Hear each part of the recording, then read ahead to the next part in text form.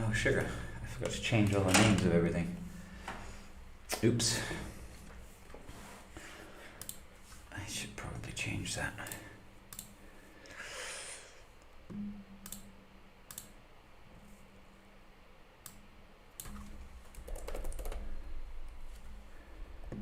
Okay. Let me just change these names.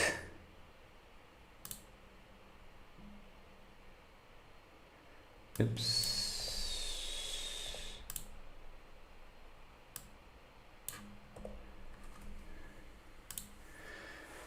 Right, okay.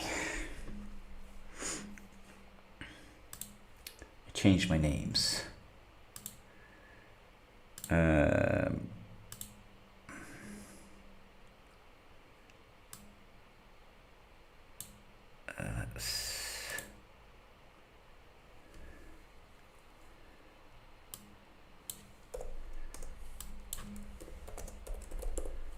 Lord of the Rings Rise to War. That was the Dice to War roleplay game.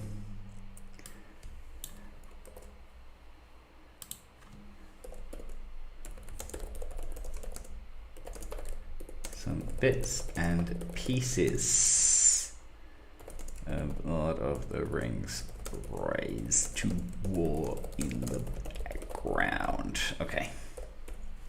Congratulations, you've received 100 messages today with Restream channel. Wow, that's so nice of them. Okay, let's see. Is the stream working? Oh, I have... What is going on with the stream? The stream...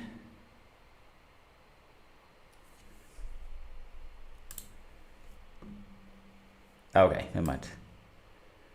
Did my best. I was just editing the Dice to War roleplay game stream, so it separates it from this one. This is our regular one. Okay.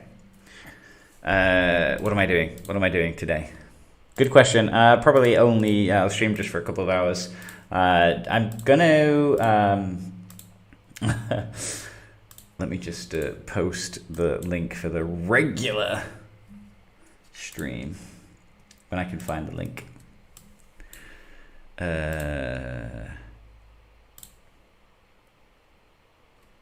Why is it? It's not appearing on.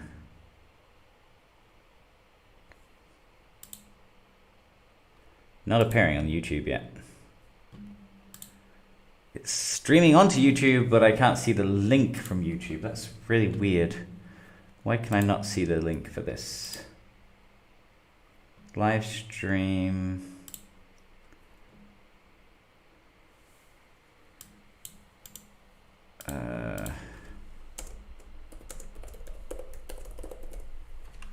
Right, okay. I'm just trying to save the name so I can find this session a bit easier. I don't understand where it's disappeared to. Like, I'm streaming. Where's the link for this? Let me refresh my studio. There we go. Okay, I found the link. Right. And now I can put normal YouTube stream for today.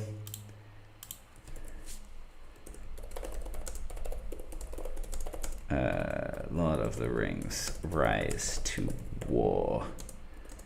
Weekend 4 of Season 2. Okay. Now I'm just going to go back onto my other post and edit that message.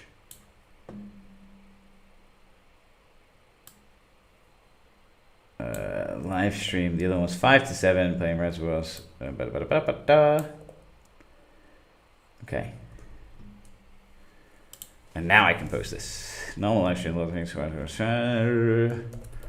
Talking about commanders and units. So today I was thinking about doing. I was thinking about doing a Thor who? Sorry, somebody posted and sent me the picture. Theoden. Okay, yeah, I've got 1, 2, 3. Do I have all these skills? 1, 2, 3. 1, 2, 3. 1, 2, 3. Okay, so yeah, what I was going to do is how I normally do my statistical analysis, my character analysis for my videos. I was going to do the prep work during a live stream. So people can kind of see exactly how I make my assets. Oh, that's not the right game. So how people can see how I would normally make my character sheet for when I do my character analysis videos. So we're going to look at Theoden today. He is. You asked. I'm so jealous. I'm so jealous. Theoden is the character that I'm of tier 2 commanders. He's by far the one that I desperately want at the moment, especially R5. I do have bits of experience on him, and like I said, I've been saving up all of my my experience, the special event bundles from the not from the dailies, sorry, from the new journals. No, where's the event? Here. Yeah, sorry, from my challenge log. These triple commander gift bundle things. I've been saving up all of those. I'm actually not far from this helm, which actually looks like it could be quite nice for Theoden as well. Kind of wish I had that for Theoden. Here, just for that might focus speed. And well, that's it actually. There's no more character box unlock, so I could take the plunge. I kind of want to save it for making a character 5 rather than just unlocking. So I'm not in any mad rush for Theoden. I until I got him for tier 5, like you've got him at R5. I'm not in any mad rush to spend and unlock him. The helm is great for Theoden. Yeah, I'm not sure. What do I have at the moment on Yoin? Yeah, I've just got a normal horseman's helm, which is nice with the allied mountain units. I'm just hoping that this helm can I check the stats of that the helm on the challenge? Cask of the Submerged Isle. You can check it if it's in a box, can't you? So let's see if it's in this box. Cask helm. It should be. Didn't they put Eric there? Cask. Was it Cask of Pride? No. Oh, I've forgotten. This one here. Cask of the Submerged Helm. Oh, there isn't. I thought you could check the potential. You must have to have it unlocked, which is a shame. And we are supposed to be getting Phil's Pioneers. Maybe we do have it, actually.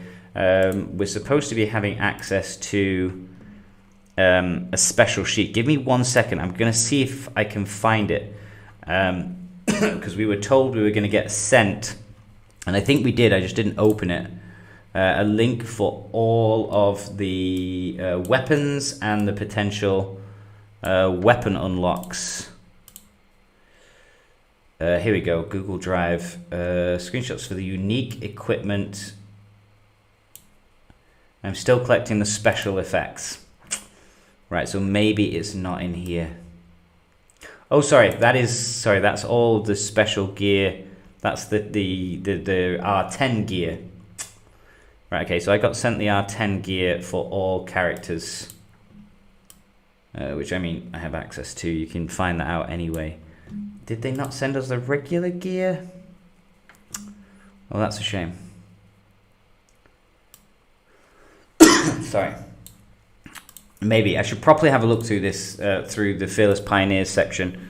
We did get sent stuff, and I haven't checked. Oh, here we go. Fearless badges, dark colors. Okay, no, but I will try and find it next time. I think we did get given the list of weapons, what the weapon abilities are. But yeah, I would like to know what the potential Cask of the Submerged Island effect abilities are. I guess I'm not super far away from having it unlocked with the bonuses in the challenge packs. I'm only 1, 2, 3, 4, 5 away. If I could finish some of these, how many do I need? 5. 1, 2, 3, 4, 5. I'm not going to do that 120,000 resources. That's a waste. So I could get the chest power. Okay, I can't really do that today. Maybe I can try and do it tomorrow and see if you already. Oh wait, here. No. Damn it! You give me all this excitement of the same as if I just click there. Damn you! Okay, take a look at his abilities. My Wi-Fi sucks. All I know is I'm having Theoden R5 and I am focus based, so the healing will be OP. His R5 ability, it makes the enemy lose 35 defense. It is insanely strong. I've been coming up to this fact more and more recently about the importance of defense, and I said before about those gateways, 40 and 80, I think, is the boundary levels where things become better and better and better.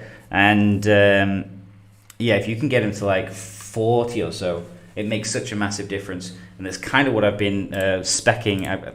Again, I don't have him at 3 yet, but I am working on my Thorin, and if I can get him up to 3 when the packs come that I can buy, then I will push him up to get Longbeard for that ignore 50% of the target defense at max, and then I'm going to use Goat Riders in there, whack their defense down, and then the commander that ignores another 50%, whack it down by 50%, ignore 50%. It's going to cause huge amounts of damage. So, oh, did I have tips? I do have some tips. Okay. Unfortunately, they're the rubbish tips. I need the tips where you get, like, gear. So, yeah, we're going to look at Theoden, because everyone keeps asking me about Theoden, and I'm going to make the video, but today I'm going to show you, like, how I make my the pictures and sort of, like, go through my sort of analysis of how to get everything working together. And to do that, I'm going to... Sorry, I've just upgraded to Windows 11 and it's just messed everything up. So just trying to find things that I want to do. So I usually run in Paint 3D. So I'm going to share my Paint 3D window and show you sort of like how I cut and copy. Thorin is super nice. I was kind of happy with him. Next season I may even have to go Erebor just to go super, because I'm planning on going Ram Riders to knock the defense down, Guardians as my tank, and then maybe Axe Throwers. So next season, if I can replace Guardians with Iron Warriors, that'd be even nicer. So I'm going to show you the paint window that I'm gonna sort of be working on at the same time as doing things. So hopefully that's not appeared on the stream. Why is that not appeared on the stream? God, I hate you, Paint.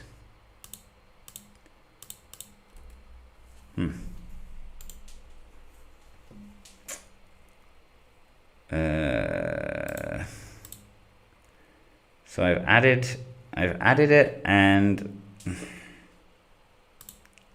so I can add the Restream app, that's fine.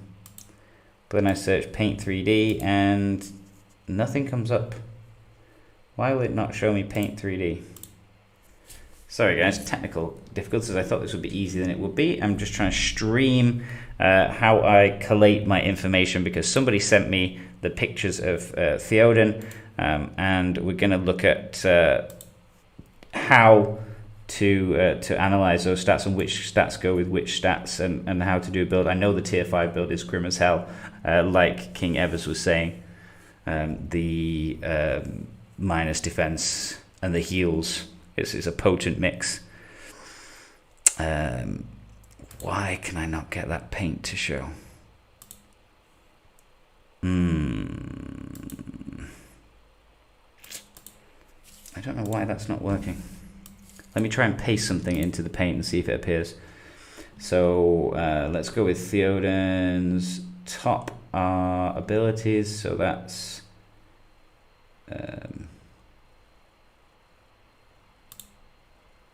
this one. So control copy this window. Right, please now appear paint. I've copied something in, so now the paint should work. Did it work? No, I don't understand why that's not working. Okay, maybe I can just add my window capture everything.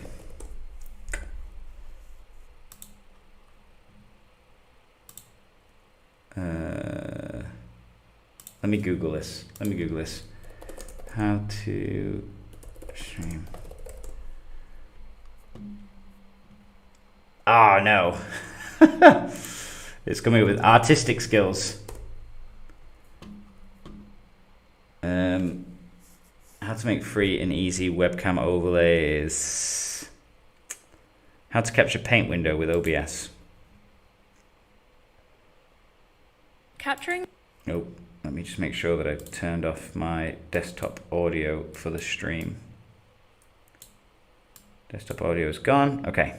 Just give me 1 second while I quickly just see how the hell I'm supposed to.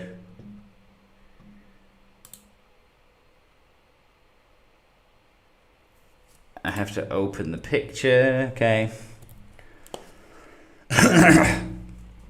Window capture paint. That's what I did. Click the paint. Is it just paint 3D that doesn't work very well?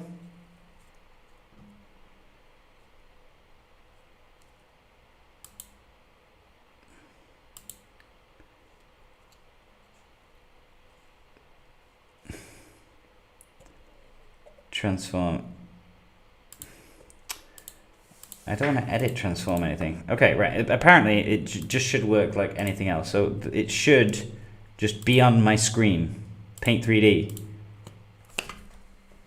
No. No, it doesn't want to. Okay, fine. Let's use old school paint. Let's just use normal paint. Paint 3D causing me problems. And the problem here though is that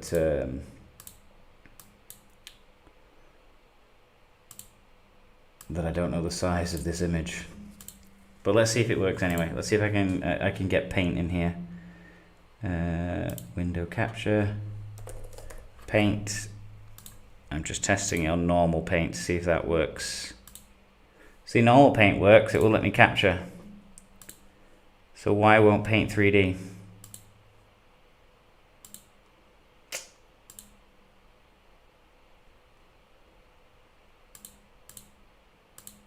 That's a bit annoying.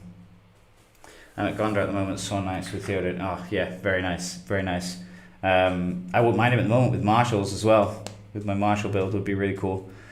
But what I'll do is I'll copy him on here just so that I can show you guys kind of what I'm doing. I'm going to be doing this in Paint 3D, but I'll copy them to this paint window as well, so you guys can kind of see what I'm working on at the same time.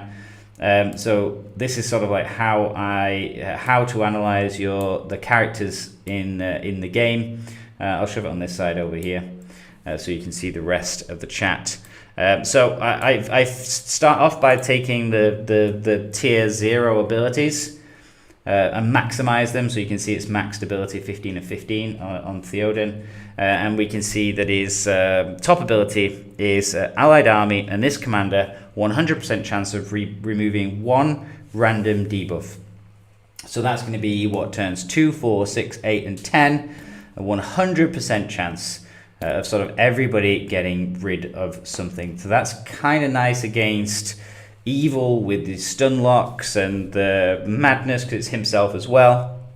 And It also is useful for anything with sort of like burn damage or anything sort of tricksy. It's really, really useful. Think about Galadriel as well, things like that, Sauron. The Renewed, that's his core ability. And maxed is 100%. So the next ability we are looking at is that spins off that tree at the top is Reinforcements, which is not one of my favorite skills. You've heard of me talk about this skill quite a few times before. It is not, in my view, a particularly great skill. I don't like anything that triggers in so late into the battle that potentially it's just maybe too little too late.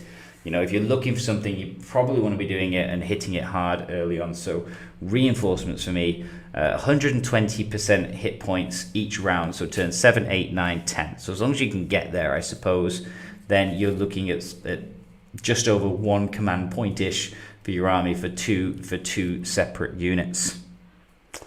Okay.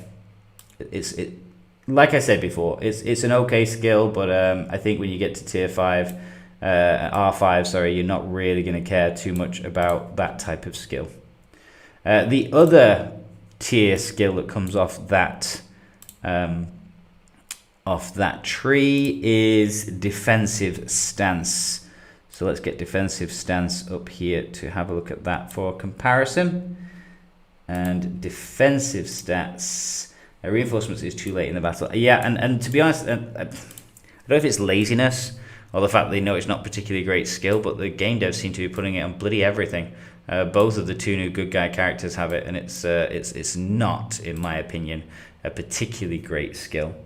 I can move this down a little bit further. I'm not going to use the whole tree. So Defensive Stance is a lot better as a skill, and we're looking at against 1 enemy target, sort of in turns 3, 6, and 9. 3, 6, and 9. Against 1 enemy target deals 280% physical damage. 1 allied melee unit's next damage received minus 14% effect modified by might stat.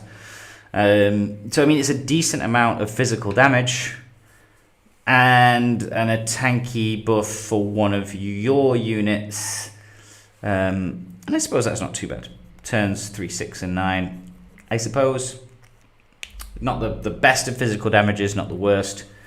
So let me save my image so it makes it easier next time I'm going to be making a character review. This is the character review file for, I need a new folder for Theoden. And that's his Respect 1 Tree of Renown. Renewed even. Okay, so let's move on and look at his other rank 0 table and see, is it something that is useful or not. I will need to create a new, oh wait, I can just undo this. I want to keep that black backdrop. There we go.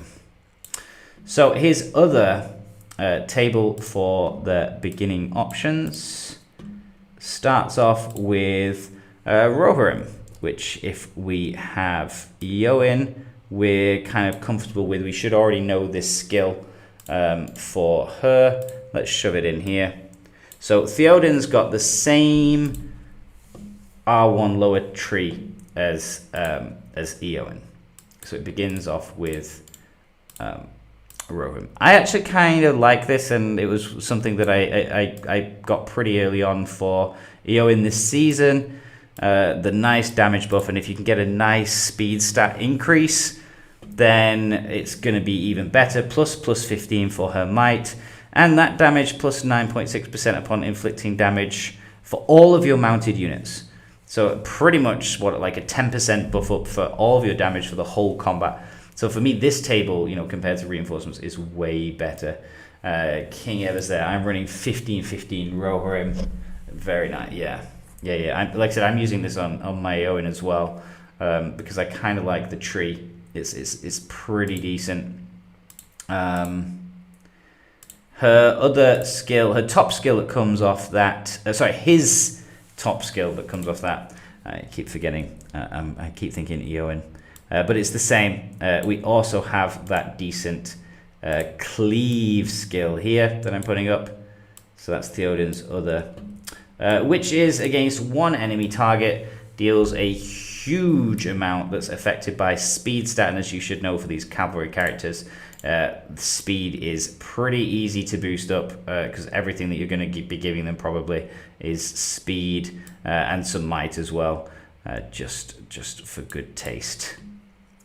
The other, sorry, I'm trying to juggle too many screens at the same time here.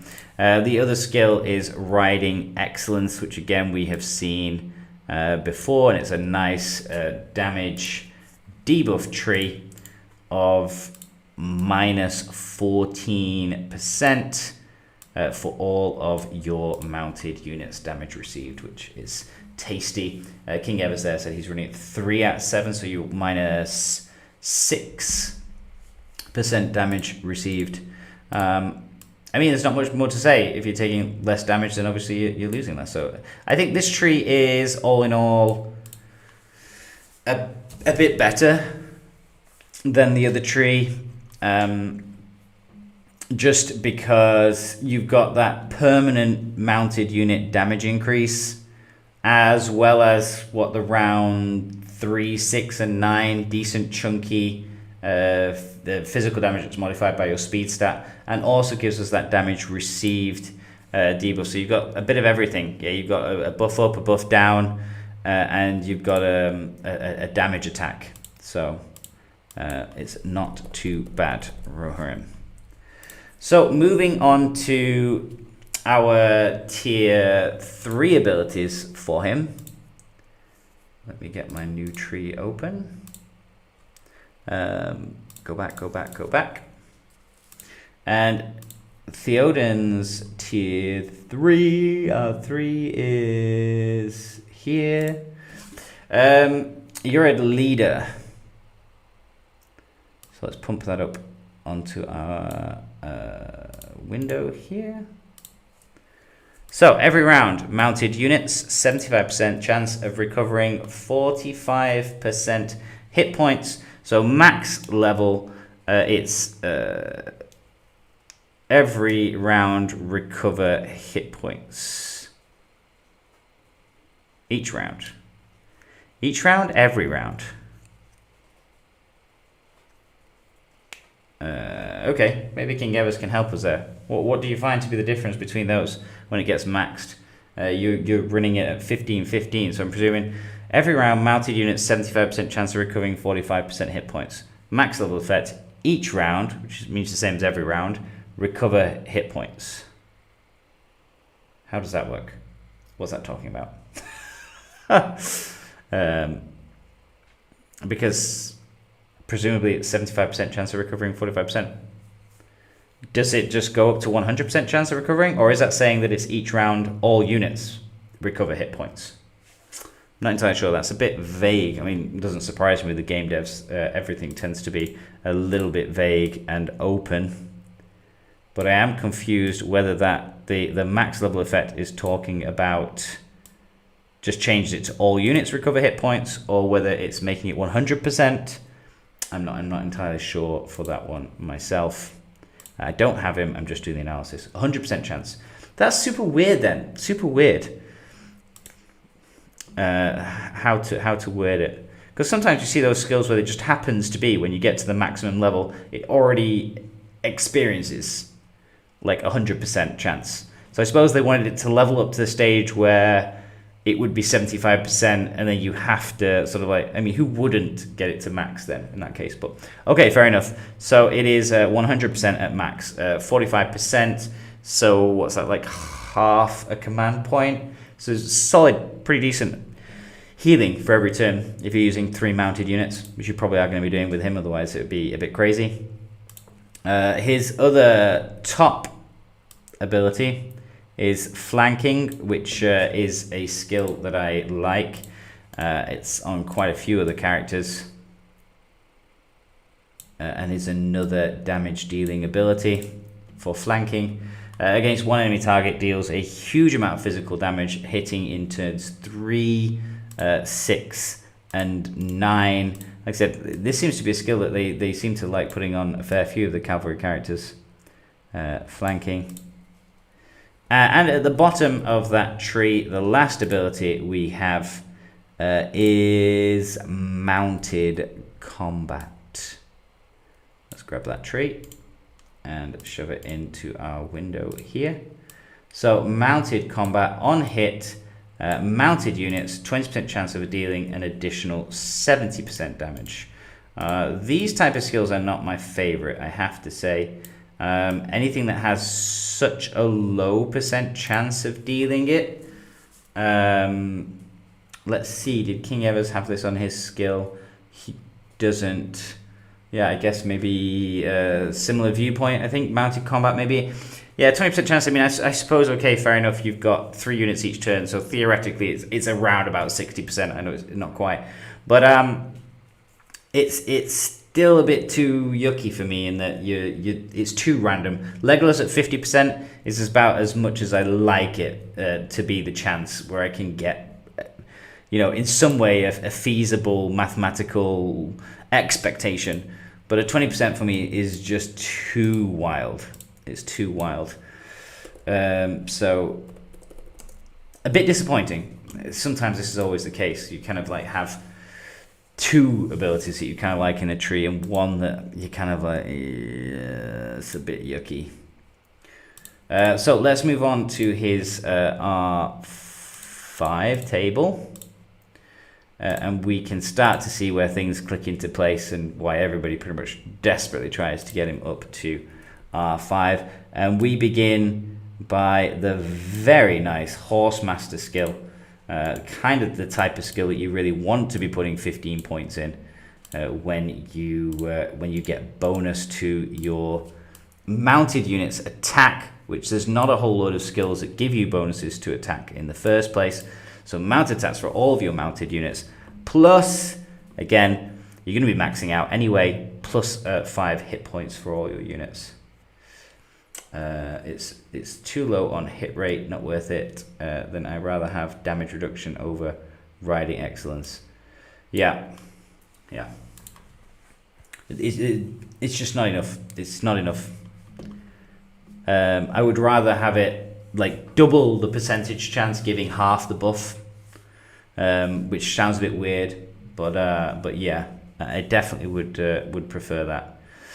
So Horsemaster with our attack mounted units buff is just sweet. It's perfect. It's everything that you want. It's not only just a really sweet boost that you don't get many other places. It's also a really useful, additional active effect, rather than just being something really trivial that you just like, that's absolutely rubbish. I'm going to get the skill anyway, but one part is rubbish compared to the other part. So that is the top ability. I'm just copying these off from these that I got sent. Vow of Protection is also nice in that it's one of those skills. I kind of like these skills where, I mean, they're not fantastic for me, but they're sort of like a 2-point job. I like putting 2 points, 1 point in this, because then you get the initiative during combat. So it's well worth it, just in case you come against something else that's also really, really fast, or something that's starting to knock your speed down and things like that. That initiative in combat, if you're cavalry versus cavalry, is huge.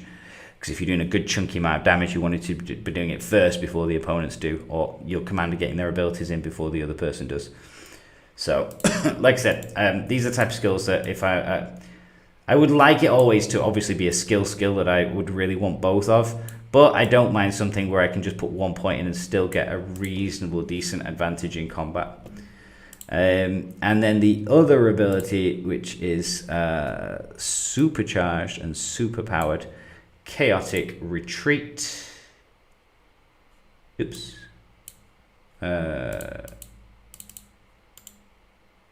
That was weird. Super weird. Chaotic Retreat, we were talking about this before. Minus 35 to the defense. I mean, some units only have 35 defense, you know. It's just insane because most things, usually when you get that type of debuff, are usually percentage based.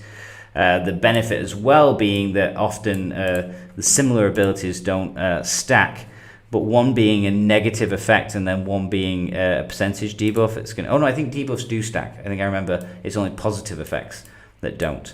But regardless, you know, you always want that minus heavy percent heavy number value rather than a percentage factor, because it's going to be grim. Obviously, it matters more against lower defense units, so not as much the tanks. But when it comes to hitting those back lines, you are going to destroy things. Let's have a comparison of all of those tables. So let's get rid of these, and I'm going to open up. So now we had all 4 of those tables created. Lord of the Rings, character reviews, Theoden. So we had, oh my gosh, the quality of these copies is pretty terrible when I get to this stage, but never mind.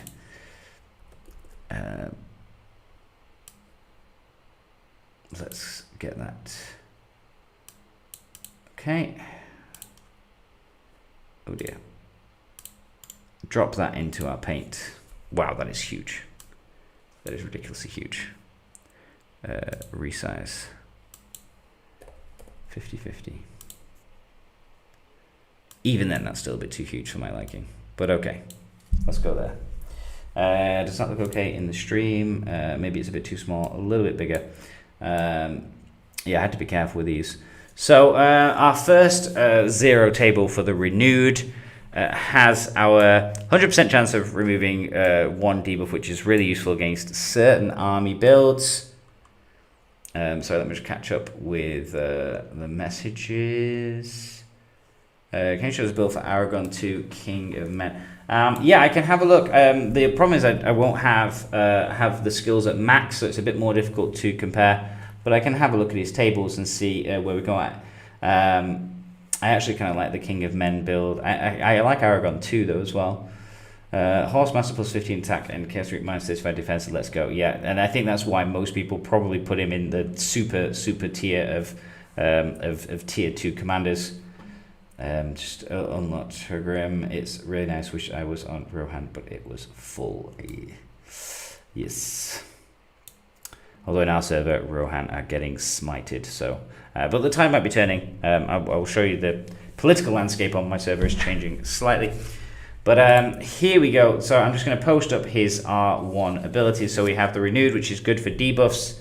And Fire, so situational depending what you want it to be using for. If you want it to counter specials, then Theoden obviously has that ability. I don't really like reinforcements, and then a defensive stance with sort of like a reasonable amount of damage, but only 3, 6, and 9. So all in all, I think it's a bit of a weaker table, Renewed.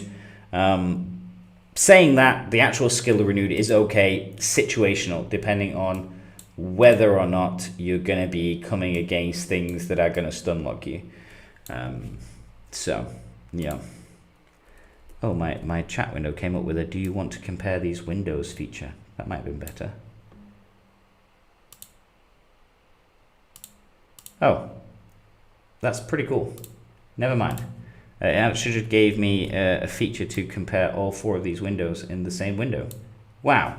New technology is amazing. So I can just paste this in here. Right.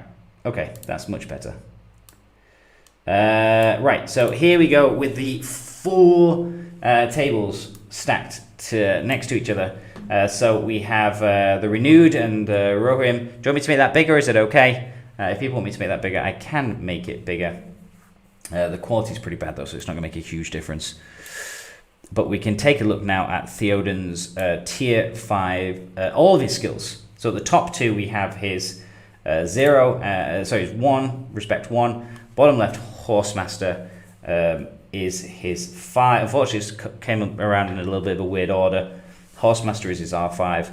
Eored Leader is his 3, which is just at the bottom right. Unfortunately, I didn't have a chance to change those around. So we're talking about Renew being okay, situational against stun locks.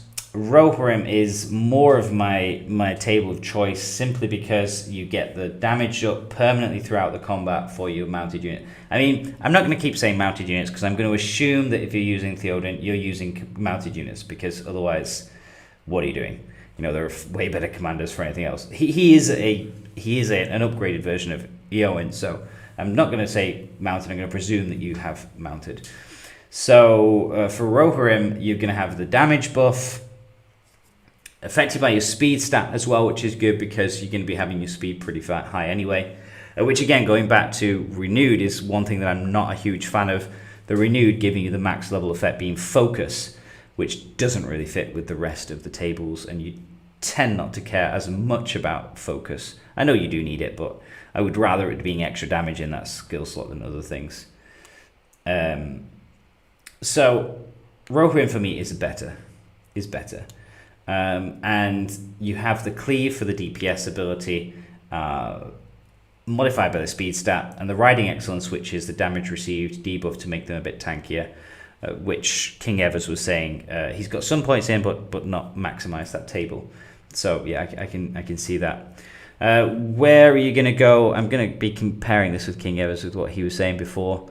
15 on Rohirrim, 3-7 Riding Excellence. So Eored Leader, he has 15-15. So every round mounted units, 100% of healing 45. So durability is kind of nice all over, because obviously you don't want to lose as much as possible. And what else is on that table? Flanking. I do like flanking for a damage build because let me just. Oh no, I don't have it anymore. Further down. Against one enemy target, deals 400% range damage. Prioritizes range units. Do I prefer that over? Do I prefer that over something like Riding Excellence? Yeah, difficult choice. I'd be interested. Why, King Evers? Why did you choose Riding Excellence over? Sorry. Why did you choose Riding Excellence over flanking? That's what I meant to say. I'm not sure. I suppose durability, you can survive longer. I don't know. And I guess maybe you're packing enough of a punch that it doesn't really matter with those units. Even more so if you are Rohan, because you've got marshals, so you can go something like marshals, cavaliers, and cataphracts for huge amounts of melee damage. Or if you're Gondor, then you do have Swan Knights. Or if you're over near the new Bree Knights as well, which is a solid option. But I do quite like flanking. I like being able to kill and nail range units, which do tend to have that reduced defense, especially if you've got Chaotic Retreat with even smaller defense. You're basically just mowing through all of those range units. But I suppose it is preference. That it can match tier 3 commanders, definitely. I haven't looked at flanking until now. I do like flanking. It's on, like I said, it's on quite a few tables, and I like the idea that if you've smashed their defense down enough, minus 35 on most range units, they pretty much have nothing in defense. So you're just going to be mowing them down for their hit points with that cleave. With the flanking ability. So it's a possibility. And I'm down to very much, to be honest. I think flanking is better. Give it a try. Let me know. I would definitely be intrigued to see whether you think it's better, whether your damage output in combat makes a difference. What's that going to be? Turn 369. Some decent big chunky hits on there. Very, very weak and vulnerable range units that maybe you're not getting to hit. Especially if you've got some sort of tanky special unit that's absorbing all the hit. It will take out the main damage, because range will shield a shitload of damage. So I think I'm about to change. Got less points in Rohirrim and more in flanking. Yeah. For me, that's where I probably would have gone more. But like I said, give it a shot, give it a try. I'm always interested to know. I don't have this character, so I'm theorizing, and obviously that doesn't always work out the best in combat. But yeah, that is where I would go. Yeah, and then units pretty self-evident. Like I said, he is about mounted, so you're gonna be taking everything that's mounted.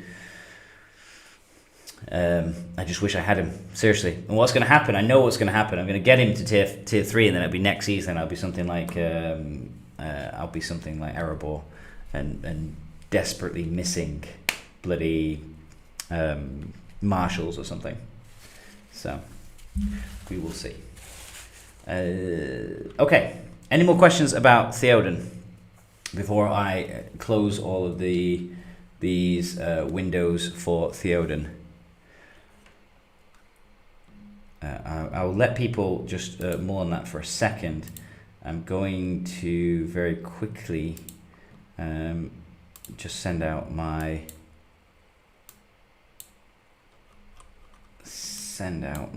troops. Thorin, let's go. Oh wait, I remember now. It was getting hard to sweep. There was nothing near me.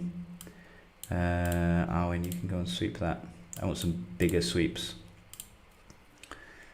Thorin, let's go. 20s. I don't want 20s. I don't know why all these 20, all these 20s are appeared. Like, seriously, they're increasing the level of things, and then they're giving me worse things to bloody kill. It looks like Gandhi's finished his... Oh, look at that. Look at that. Gandhi's 1.5, 1.6, right? Yo, it's 1.1. Lego's 626, 627. This is like playing some sort of crazy joke on me. Playing a crazy, crazy joke. Just let me get the world's tiniest amount of XP to level these up, and I'll have a look for that for you, Dark Dragon. I'll have a look at Aragon II, King of Men. Let me... Give me better things to kill. Okay. That might be enough to level him up. No, I think he's a bit further away. Give me something good to kill. 20. You know, it's just going to have to be 20s. I'm just going to have to do it by 10k a push. Ay. Oh, somebody leveled. Somebody leveled. Lego. You get like a sneak peek on my leveling of my characters here. I mean, no surprises for Lego. This is pretty much where every DPS player goes. Elven Prince and Greenleaf. Yeah, just maximize everything you can. Kind of preferred Attack Vitals over Mirkwood Ambush. I'm not entirely sure why I did that. Why did I do that? Rounds 1, so I get rounds 2, 4, 6, 8, 10, so I get 5 turns with Attack Vitals. Round 1, 3, 1, 4, 7, 10. So 4 attacks with that. So 4 attacks dealing 50%, or 5 attacks. 4 attacks and it goes up 50% at each level. This does, oh yeah, 114, but a 50% chance of doing another 114. And that goes up, yeah, it's that one, every day. If only I could increase those percentage chances, that would be nice. Did any of the others level up? Level me up quickly.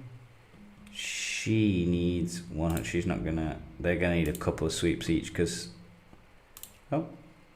These guys are not seriously being leveled up. I'm kind of just putting points in whatever's just gonna help me with the sweeping. So I'm just kind of going whatever, and I'm just grabbing heals for her. No particular order.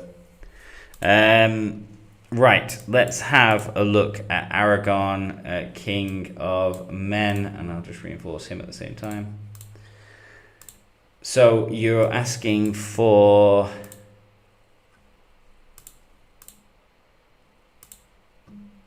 Aragon, King of Men. I've looked at him a couple of times before. And his tier 1 tables, oh wait a second, do I have paint still up? No, I don't. Okay. Can I do it just from analysis without having to put them on paint? I only ask just because when I put them on paint, it's usually because they're max leveled. So that they're the ones that I use for my video creation. So I'm gonna try and do this just from writing down as I analyze it, which because I'm not at max, I can't see where it goes to anyway. So Anduriel, 2 enemy targets dealing 20% physical damage. Because it's hard because I can't see how that scales. I'm guessing it just goes to up 20 each per level. Round 2. Like this tends to be why if I'm going to do this, I always find somebody who's got the character and get them to max all these trees up just so I can get a good idea of where that goes to. But I'm going to guess it goes up 20% per level. Against 2, sorry. Times 2. And you're going to be able to get it up to 15. Will it go up 20% per level? That's pretty huge if it does. 20% per, okay. So at max, that's going to be 300% against 2 targets in rounds 3. Sorry, let me put cooldown 2, and that'll be easier for me to remember. 300% cooldown 2, so 3, 6, and 9 with a might bonus. Color weak against the enemy target with the lowest defense. Again, I'm going to guess it goes up 30% per level. 30 times 7, so 210%. Wow, this is stacking up already. With a cooldown of 1, so turns 2, 4, 6, 8, 10, and also hitting the lowest defense. Lowest defense. And his other ability, weapon expertise, is 50% chance of gaining damage, and again I'm guessing it at maximum it's of 50%. Sheesh Louise. Okay, that's sure going to stack up. I can already see that DPS overload on that first tree. Just to begin with, 2 targets.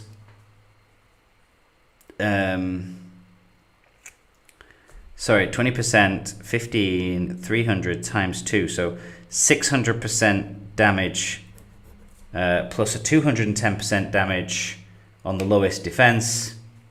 And then 50% chance that each one of those increases by 50%, which is gonna be pretty chunky actually, because the first ability, Anduriel, hitting 2 targets at the same time. Yeah, so you pretty much probably guaranteed one of them, not guaranteed, but statistically, you should be good for getting 1 on each one of those. So that's a nice table. It's a nice table, DPS table, straight away from the get-go at R1. His bottom table being the healing. We have Elisa, so recover 10.6%, 2 allied units, recover 10.6% chance hit point, and gains a 30% chance of reactivating effect once. Max level is going to be 50% chance of an additional recovery. 50% chance. And what does that go up to max if anybody has it? If anybody has that high, does anybody know where that goes to recover the hit points? I can't imagine it goes up 10.6% per level, but it might do. Yeah, if it does do, that's going to be, what, 150%? Maybe. Yeah, I suppose actually it's a round 2. It's a round 2 cooldown. Cooldown 2 turns, so probably 150%. 160%, okay, yeah. 160% chance, 2 units, so what's that? It's like 1.5 command points for 2 units, and then a 50% chance of an additional recovery effect. So another unit also recovers the heal, or the same one gets triggered by it. So we can probably just say that's like plus by half, I suppose, 60, 80%, because half the time it triggers and half percent it doesn't. Rounds 3, 6, and 9. So he's heavily on 3, 6, and 9. Heavy damage on the 3, 6, and 9, and heavy heals on his 3, 6, and 9. Super important round turns for him. All allied units, I'm not a huge fan of that. Plus 14% all allied unit damage. I mean, it's a nice ability. I'm going to guess he's going to have 3 and 5. One of them is going to be DPS, I would guess, to mix with Andúril. One of them is going to be some sort of unit buff to go down with Elisa, I'm going to guess. The other one, 2 allied units. Again, this heavy turn round cooldown turn. So turns 3, 6, and 9 for 2 allied units recovering hit points, modified by focus stat, and 50% chance of reactivating again for another heal. So yeah, down here you've got your heavy heal table and your decent allied units. So I suppose at respect 1, he's not the world's worst commander as well, because you've got semi-decent damage tables and semi-decent heal tables combined. At 3, you start to get... okay, so we've got his combo for Andúril here. So you've got more DPS. So I'm guessing if you're going to go DPS, you're going to go Andúril, and you're going to go with Strider, because 30% bonus from equipment if you've got lots of nice gold gear and 5-star stuff, and ignores the race restrictions of all equipment, so you can put some decent stuff on there, like Drums of Moria if you've got them as a purple item, other sorts of bits and pieces. So not too bad. It's okay. Good, decent bonus stats because it's a percentage value as well rather than a core value. And precise blow, good because it works off different round orders than the rest of his stuff, because I was worried it was going to be too heavily based on the same turns. So you got precise blow round 1, deals 40% physical damage. So I'm guessing that's 40% per level. So 714, 280% physical damage gains pursuit. I feel a bit sorry. I mean, it's cooldown. It's cooldown 1 though, so you get it 5 times, so that's not too bad. Pursuit. Has Pursuit been weakened recently? But a little bit with the OBs, but I suppose you're probably not too worried about OBs all the time when you're fighting. It still works against a whole load of everything else that you're probably going to be using Pursuit for. And it's a freebie. You know, realistically, you're still doing 280% damage in rounds 2, 4, 6, 8, 10. So it's an extra bonus just against things that are going to try and avoid damage. So that's okay. And then Raid triggers in round 1. So round 1, 4, 7, and 10 against one enemy target deals... Oh my gosh, how's that going to scale up? That's pretty much like 35% times 7. So 245-ish. 245%. Deals damage and has a 50% chance of dealing an additional... does that scale? I guess that scales as well. Is it 245% with a 50% chance of an additional 245, I'm guessing? Because Legolas has that type of build as well. So again, it's round 2 again. So round 3, 6, and 9 with him, you are packing a huge punch. You really don't want to... Anything that stuns or locks you in those turns would be pretty fatal against him. But yes, he does 245% and another 245%. So again, these two tables are serious DPS output. You know, serious output. 300 times 2, 210% on the lowest defense. 50% chance that all of your damage gain an additional 50%. Equipment gear bonus 30%. Plus 280% against the physical damage, and then 245%, 50% chance of doing another 245%, and all of this is being potentially buffed by this 50% chance of doing another 50% damage. So these two are hugely decent combo dealers for pure damage. And then I already know his tier 5 is a solid build against evil stunlock armies. So you're looking at King of Men, first 5 rounds. Men, when affected by stun or madness, damage received, I think it goes up to like minus 90% at max. So 90% damage received when they're stunned or mad, and the buff persists for the whole battle at maximum. So sorry, for the whole battle, you take 90% less damage when you are stunned or mad.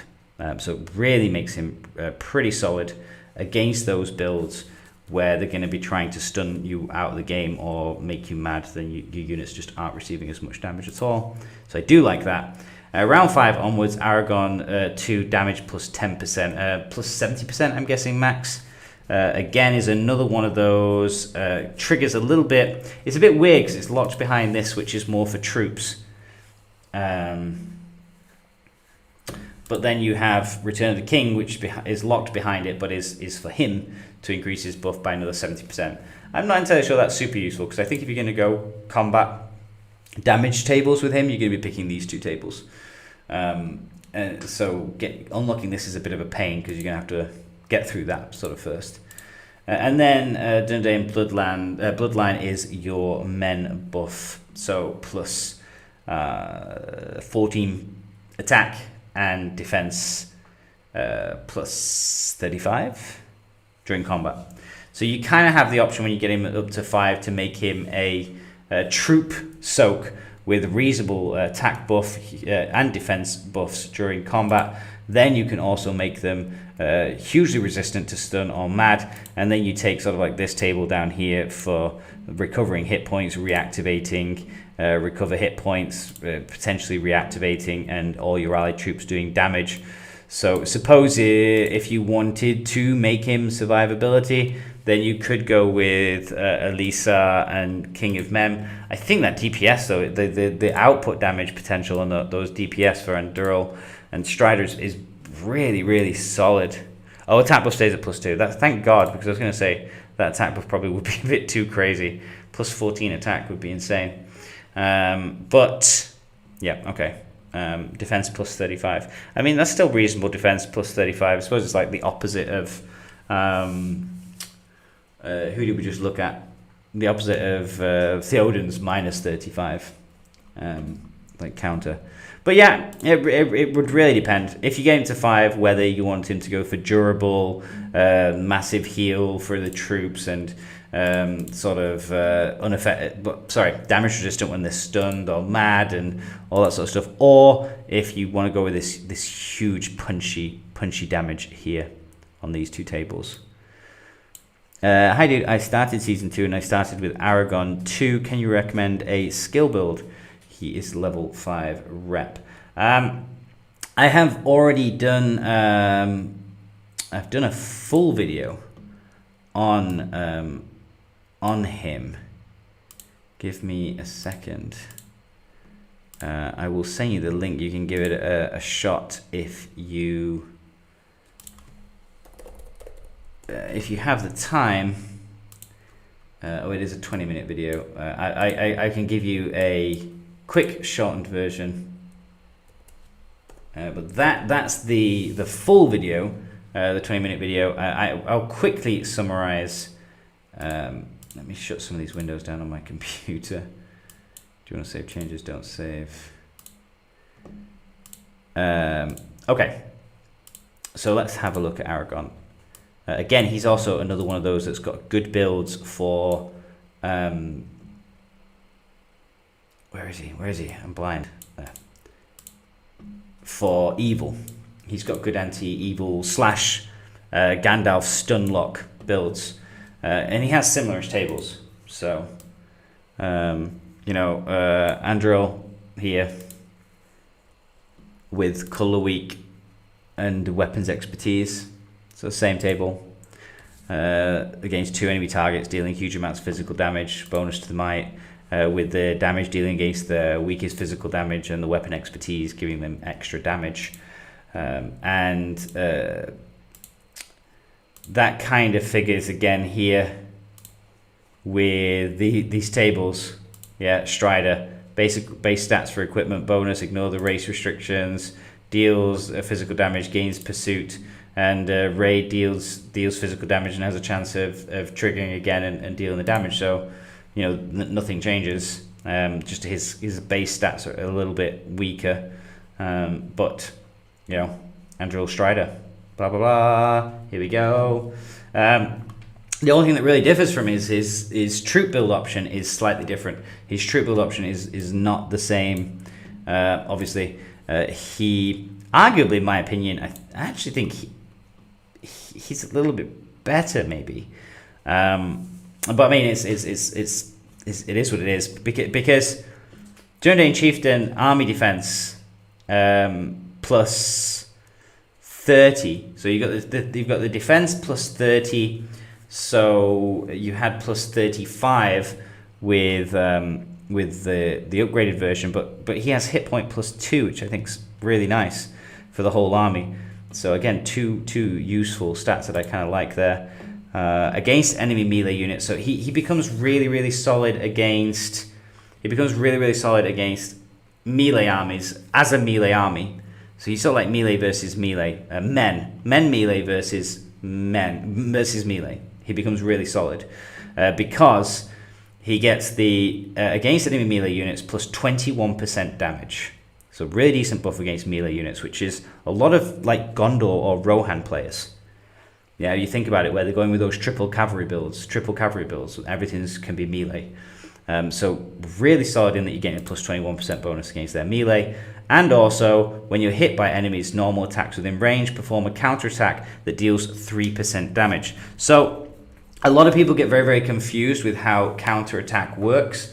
Counterattack works that when the unit attacks your unit, you deal your damage back, the percentage amount of your total attack value. So there are some pretty poor units in the game for me that I think where they might do. I'm trying to remember what the unit is. What is it? The melee unit. Is it Heralds? I can't remember. It's one of the ones that I don't use because they're really rubbish. But it deals like 20% back and reduces your attack damage by 30% or something.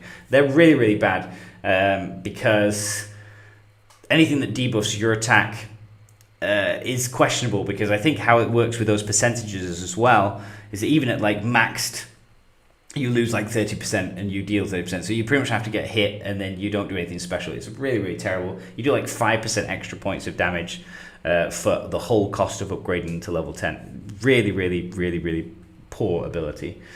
But well prepared here, you're getting no debuff and it's affecting all of your units. So remember I said for his build, we're using 3 melee units and we're probably hopefully aiming to hit 3 melee units in return. That's the ideal situation.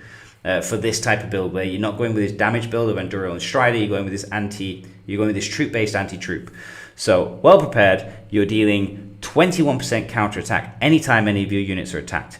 So if I'm going melee versus melee, all 3 of my units are in close combat, and all 3 of his units are in close combat, which means that every single one of his unit that attacks every single round, the unit that it attacks is doing 21% damage for free back at that unit. It really stacks up. Especially if you're talking about some heavy hitting infantry melee units that you're basically getting a 21% damage attack with every single one of your units every single turn.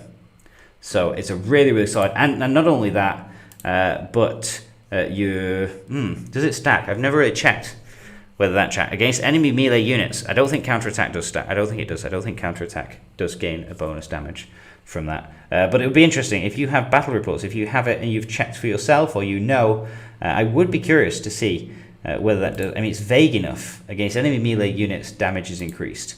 When hit by enemies, you do a counterattack that deals damage. So you were doing damage? I don't know. I've never checked that. Curious. But regardless, even if it doesn't, if it does, even better. If it doesn't, it's still good.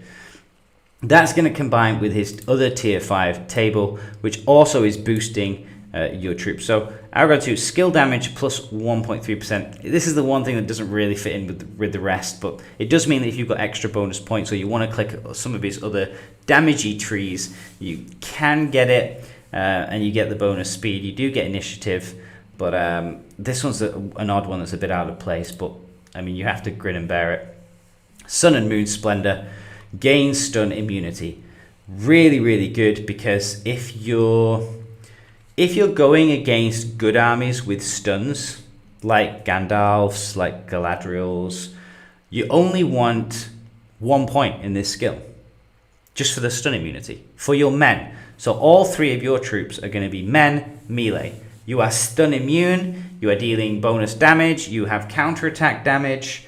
Yeah, and if you need to, if you're going to go against evil armies and it's a long war, you want to respec him, then sure, by all means, go and whack in 7 points and get an extra plus 21% attack damage against enemy orcs and urukai, which is going to go nicely with your plus 21% counterattack damage and your plus 21% against melee units. You can see everything's stacking up now. It's just all of your units are becoming grim as hell, especially against evil orcs and urukai. If not, like I said, 1 point in this tree and move on. And then men damage plus 3%. Oh look, now I have my plus 21% for my men damage, plus 21% doing attack damage against those orcs, plus 21% counterattack damage, and plus 21% against enemy melee units. Yeah, it's just an obscene amount of buff for men. So if you're a men army, you have 3 melee units and you want to go something against other melee units, especially orcs, then we have this this other option build of Dunedain Chieftain and Hidden Title. Otherwise, you can just go with this pure DPS of Anduril and Strider, which is very similar to his the King of Aragon. So there we go. They nerfed him beta because it's breaking the game with as well. Yes, that does not surprise me. Can you show a Dane Ironfoot build in King of the Dead? Okay, let's give it a shot. Again, like I said, I have these same problems that I don't have the skills maxed. So, and I've not seen enough of them, only playing 1 season. I've not seen exactly how they increase. But I think Dane's got some skills that are similar to Thorin. So, and I know Thorin pretty well. So, let's see how we go here. I know that he's pretty much pure damage build. He's pretty much like, especially if you're Erebor, I've seen so many builds where it's just Iron Warriors and then Dane. Or Iron Warriors and some Goat Riders or something, Ram Riders, just to knock down those defense values. And it's pretty much just damage and stun, damage and no recovery in turn. That only triggers in turn 4 and 8 though. That's 1, 4, 7. Nice. You get that 4 times. That's not too bad. Anything with a free stun on it's pretty useful. Deals physical damage once each round from round 5 on, 5, 6, 7, 8, 9, 10. Again, these types of Avengers, for most of the times, you've heard me say this before with reinforcements, I don't like stuff that kicks into the game too late on in the rounds. Vengeance kind of works though, because when you're playing him, all of your units tend to be super tanky. So everything else is just absorbing the hit, so you can just keep doing more turns. So Vengeance isn't the world's worst skill, because you're probably going to have survivability. It's going to take something pretty extreme to knock you out before then. Lord of the Iron Hills, Dwarven melee units, normal attack damage dealt plus 2%. Affects all Dwarven units. So normal attack damage, at max, that's going to be 30%. Normal attack damage dealt. If I was going to go for his damage build, I probably wouldn't be looking necessarily at this. But I suppose you have to get it to unlock the other trees. So let me quickly have a look at the other trees to see whether it's worth it. I'd say attack damage for your melee units. When they're tanky units mainly. While defending, allied units, physical damage received minus 2.5%. So, I don't know why my math is always about 17.5%. Right? Yeah. Yeah, 17.5. When defending, allied units, physical damage received minus 17.5. So durability for your tanks if you need it. And dwarves, damage received minus 7% and damage dealt plus 7%. It's not a bad table. Early on, it's not the world's worst table, and you can boost them up a little bit, I suppose. I'm going to guess there's something better on unlocked down here, further down the line that I would prefer. Durin's Blood. Oh, we've seen Durin's Blood so many times. It's, yeah, just damage. So skill damage bonus during combat. Against 2 enemy targets, deal damage, focusing on melee, and against 1 enemy target, deals damage and reduces the next damage dealt by 7.1. That's turns 4 and 8. That's turns 3, 6, 9. That's every turn, just boosts. So Iron Foot, and when you get to 3, you've got Durin's Blood to boost it. And then tier 5 King Under the Mountain, against one enemy target deals physical damage and increase allied dwarves defense by 1. Oh, okay, this is Thorin's table. So this is nice. Yeah. Damage plus dwarf defense stacking plus dwarf hit points at max.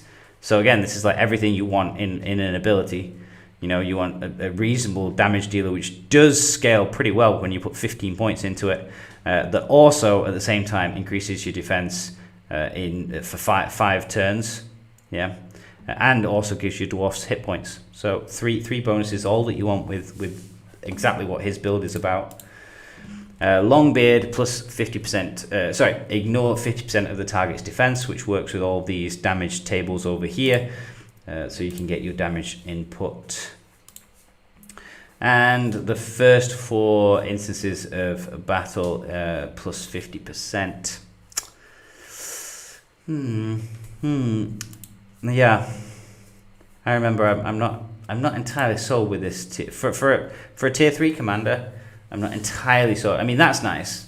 50% defense, ignoring, like I said before, especially with things like Ram Riders in there as well, which whacks their defense down. It can be a lethal combination of just stuff being defenseless, and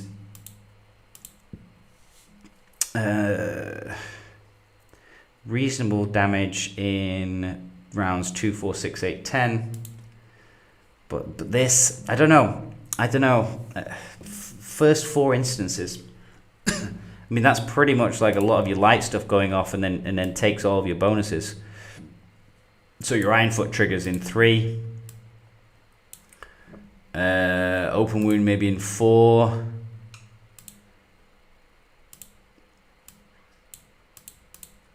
Whirlwind in 3. All in 4. King in the Mountain. So basically it's King in the Mountain. It's going to be King in the Mountain in 2, 4. Do I really like that plus 50%? I don't know. You guys would have to test that out. I'm not super overwhelmed with some of these. So where would I go? I'd probably go for the DPS build. You've got to tinker around with this. It's kind of, unless I was actually building it and had it unlocked, where would I go? I'd definitely be picking up points in everything that had an ability, and so I'd definitely be picking up things like stun targets with reasonable amounts of damage.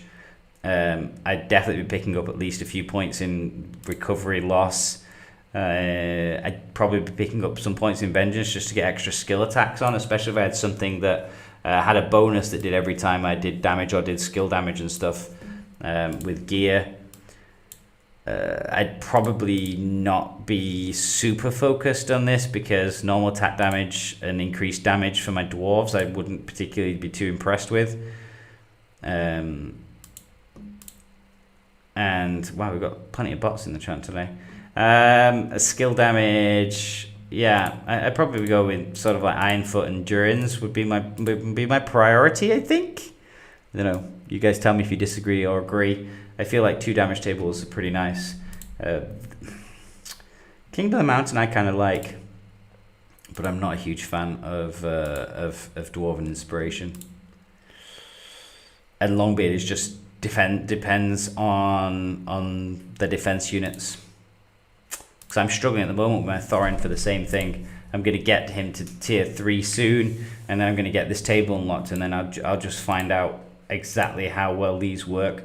I worry even more so for Thorin because Thorin's his tier 1 table is also early base turn with his revivalist stuff down here with Frightened for the first 4 turns and for the first 3 turns.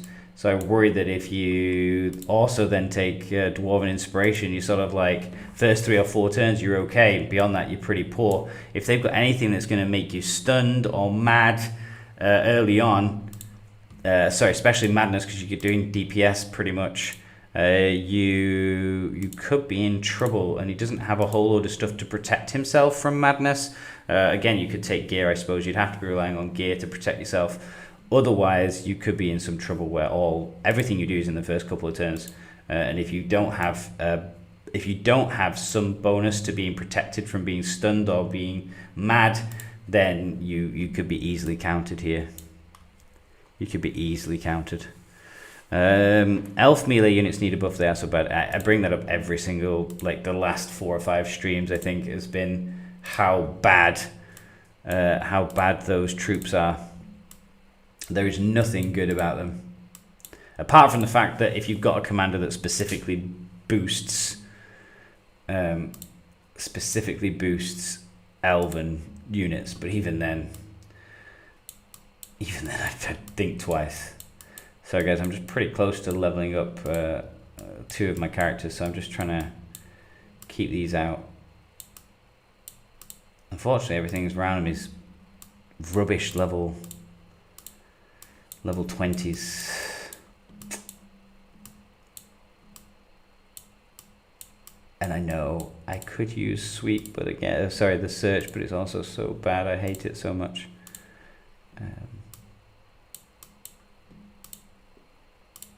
At this stage, I'll just go with whatever. I think if I just like do 1 ability point with her,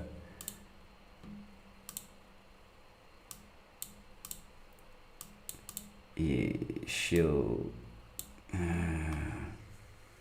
So I mean, 10 minutes takes her so much time to get there and do 1. It's I could just maybe find a 30 nearby. Who's this joker? Hey, the pieces, stealing my stuff. Stealing my stuff. What are you doing? Who's this joker here? It's devastating when you draw on a 30. You go for that, and hopefully that's a 20. It is. Okay, Aragon, you go for that 20. Out you go.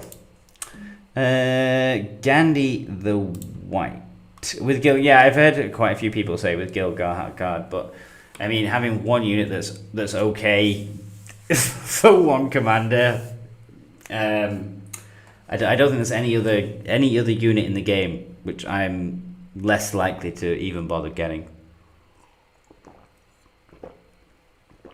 Yeah. Do I even have them unlocked?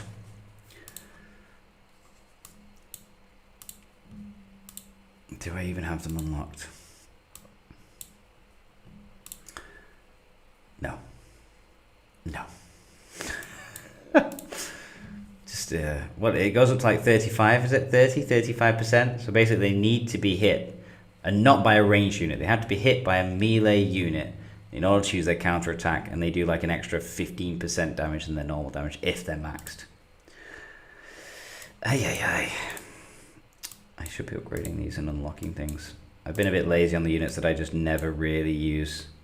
I'm still not inclined. I still don't want to unlock them. I'm still not bothered. And this is just ridiculous. I just never have the stone to do that. I should probably just increase my stone production, I suppose.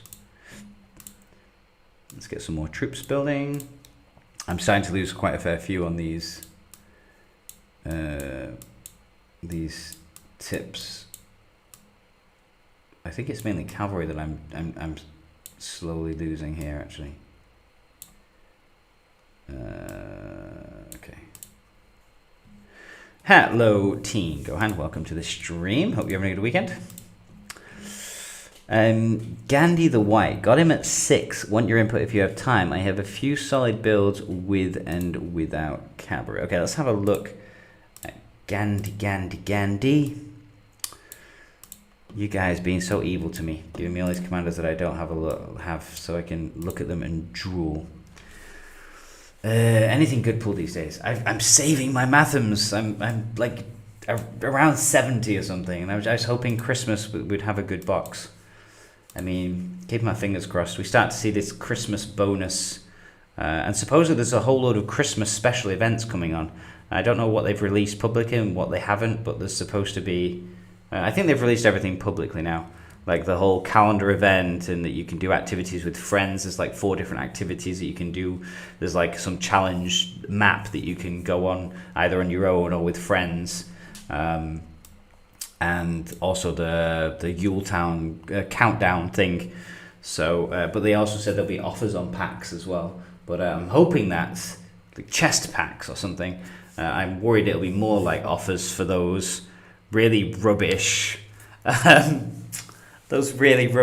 like buy one stamina pot and 1,000 gems for $25 or something. I'm not entirely sure what's been announced and what hasn't been announced. I get confused and the line gets blurry between what I can say has been released and what hasn't been released. But I'm pretty sure they have released the Yuletide calendar. They've released the 4 events that's going on, and I think they've released cheap packs. And if they didn't, then oops, I didn't say that. But yeah, they've said cheap packs, but I'm guessing it's not going to be what everybody's hoping it would be, which would be cheap math and packs with cheap chess, which would be too nice. I've got a feeling it'll be those really shoddy, cheap, crappy packs that nobody really cares about anyway. But let's have a look at Gandalf and how much of his tables overlap. So if the commander deals damage against one enemy target, 50% chance of dealing an additional after the commander deals damage. Against one enemy target, 50% chance of dealing an additional. So I'm guessing that goes up with the focus damage value, 1566 plus, so 100%. Let me just write. See, this is what happens. I just have pieces of paper with statistical numbers and figures on everywhere. This is my life. Get another piece of paper. I'm guessing that goes up 6.6% focus damage, so it goes up to 100% at max, plus focus, which is always nice. So every time that your commander deals damage, there is a 50% chance of 100% focus damage, which should be pretty grim once you've got him powered up. A magical barrier. Defense 21, a bit more, 22-ish percent.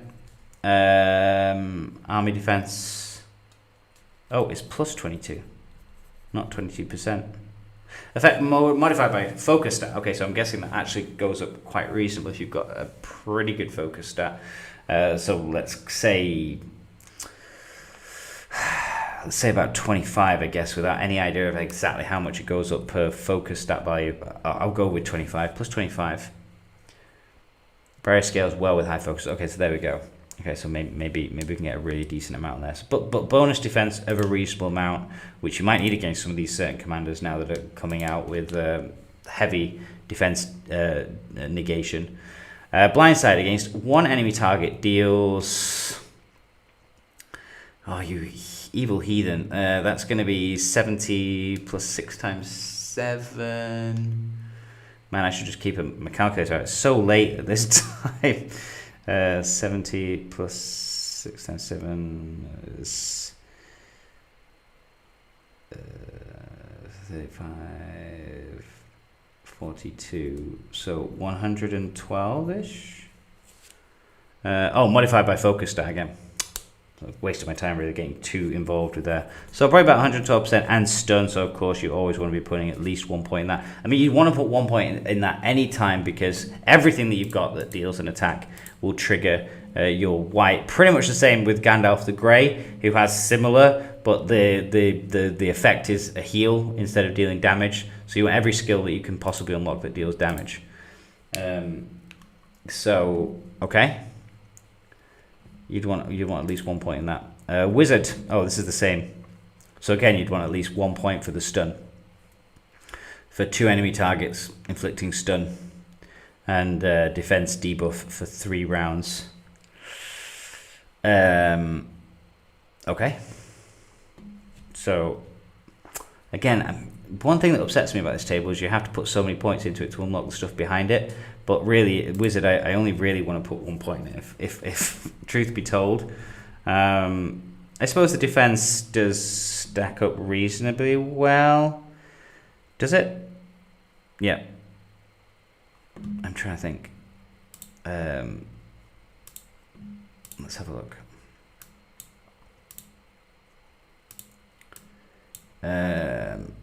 Oh. Royal buggery. I have to actually go here. So yeah, okay. So the defense could just go pretty huge. You just go pretty huge. That's only at 4. I'm already at -13. So huge defense loss for the first 3 turns.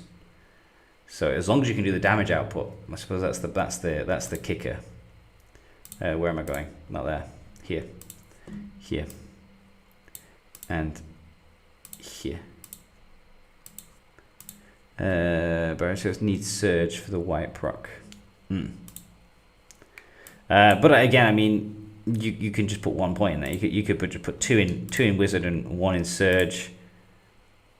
Because I suppose if you're going for like a mega focus build and you really want to put 7 points in that for the plus 14%, depending on the rest of this stuff, whether it's feasible and whether you have the extra points, whether you specifically need it. But yeah, you definitely want to be putting 2 in wizard and 1 in surge for the extra hits for the procs. You definitely want to be putting 1 in blindside, max white, yeah, maybe magical barrier. White Council, all allied units, first 3 instances of damage received. So damage debuff comes into effect 4 times. Oh, this is the same. This is the same. Okay. So first 4 times for every allied unit, you receive a huge debuff of damage. So not too bad. Not too bad. But if the stuff unlocked behind it is worthwhile. So high alert, focus burn, and poison damage received. So if you're going to go against, I mean, I really hate that they really consider poison damage worth putting everywhere because there's so little that does poison damage. You know, it's on a handful of characters, and even then, you know, Legolas is like it might be poison damage. So I feel like that's just a wasted skill. To be honest, I feel like they've really could just take it out of the game. You know, it wouldn't make any difference. Or have more things with poison. You know, they put burn here. There are significant amounts of skills and abilities that does burn, and then poison damage, and there's so little in the game. But okay, against focus, against those Galadriel like massive and the Sauron builds, then we're talking about minus 50% damage against those. If you're going to come against them, and damage reduction for units. And damage to orcs, Uruk-hai, and trolls. 4.7, 28%. So if you're going to go against evil, then again, this is the table for you specifically. Then you can pick up your orcs, Uruk-hai, and trolls, and then you can also take the burn and the poison damage, burn and focus damage debuffs, and you have a decent survivability against both their units, their focus, the damage dealers, and you're also doing bonus damage against the orcs, Uruk-hais. So tier 3. Pretty much mostly for fighting against evil. I would say I wouldn't necessarily be putting a whole load of points into White Council for that ability, just for reduction to focus, poison, and potential damage to orcs and Uruk-hai. I feel like that's probably wasted points. Maybe, I don't know. Again, if people disagree or agree, you're more than welcome. I'm cursory glancing at these units, these commanders that maybe I'll have sometime in the distant future. White Rider against enemy army, damage received plus 0.5% stacks each round up to 4 stacks. So it's going to kick into maximum from turn 4 onwards with a 2% damage received debuff and speed up. Okay. And behind that, mounted units. Okay, mounted units plus 21%.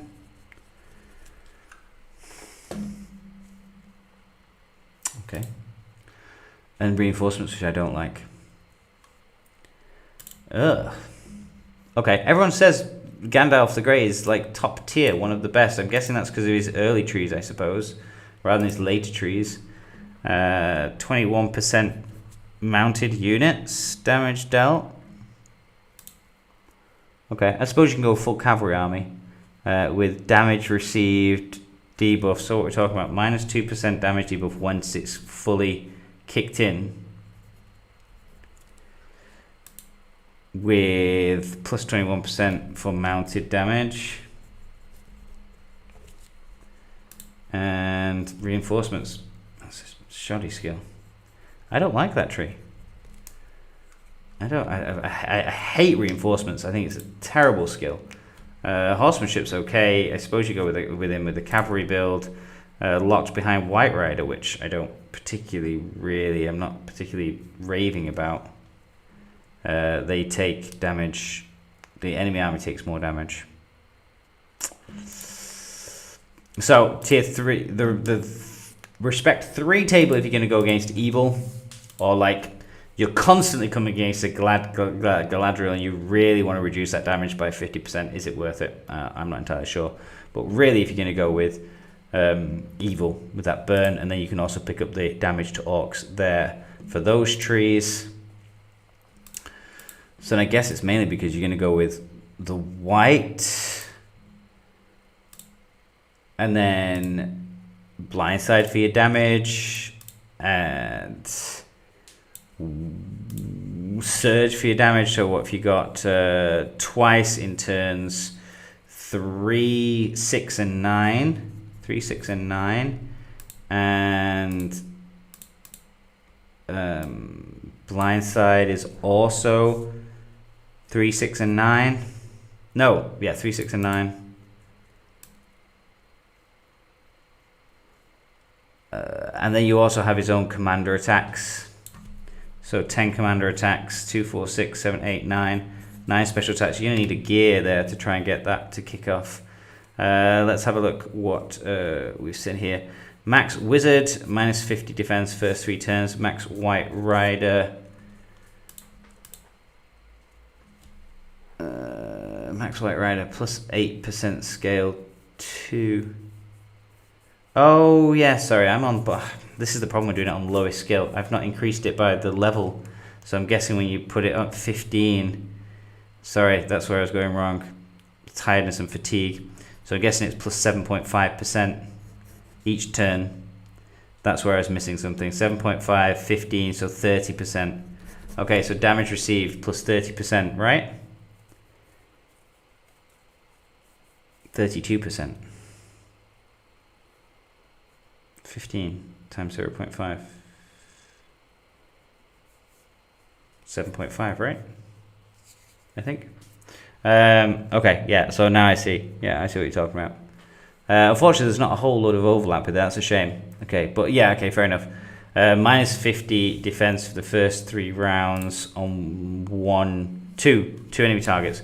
So you basically switch them. You stun them for the first turn, massive defense down, and then you hit them with your increased damage for your White Rider. And you then take cav troops, I'm guessing, with horsemanship, so that you're doing plus 21% damage. And then you're also doing, they're taking an extra 30% damage, so you're doing plus like 51% damage. It's 8% at max. Okay, that's pretty weird.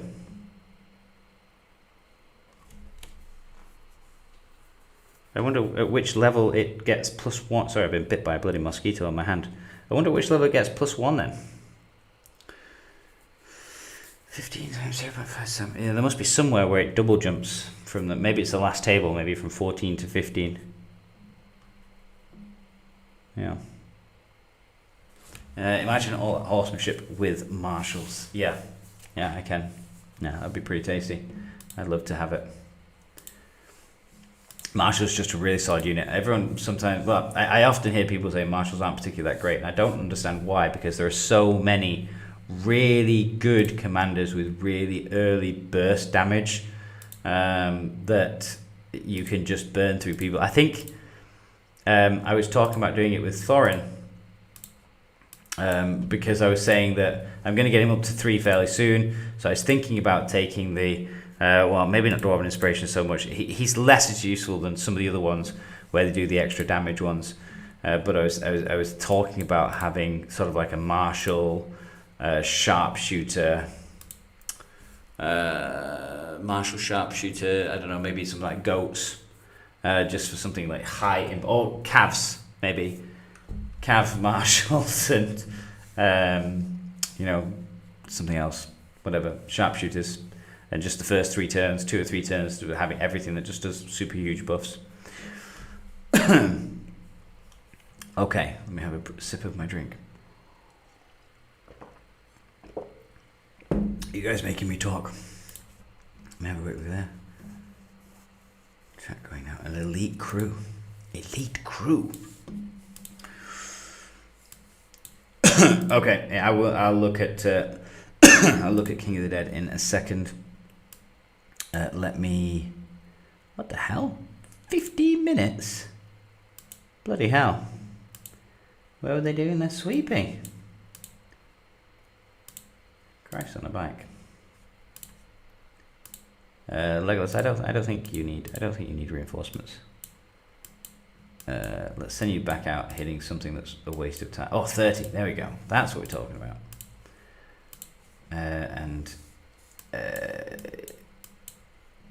I just need the world's slither, the world's smallest amount of experience on these last 2.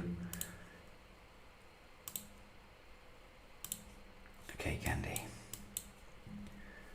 Let's go, Gandhi. Ugh. Like I said, I always hate, and I'm always using cavalry armies. Like even on my sweeping armies, I've got cavalry stuff just to get there and get it done quicker. And I see somebody walk past, some poor sap with an infantry army, like, you know, you can tell it's guardians or something, and then it's taking somebody about 6 weeks to mark across the map. Like, oh, you sad guy. Look at that. 100,000. She's there. She's here. She basically just needs to breathe on something and she'll level up. He's nearly there.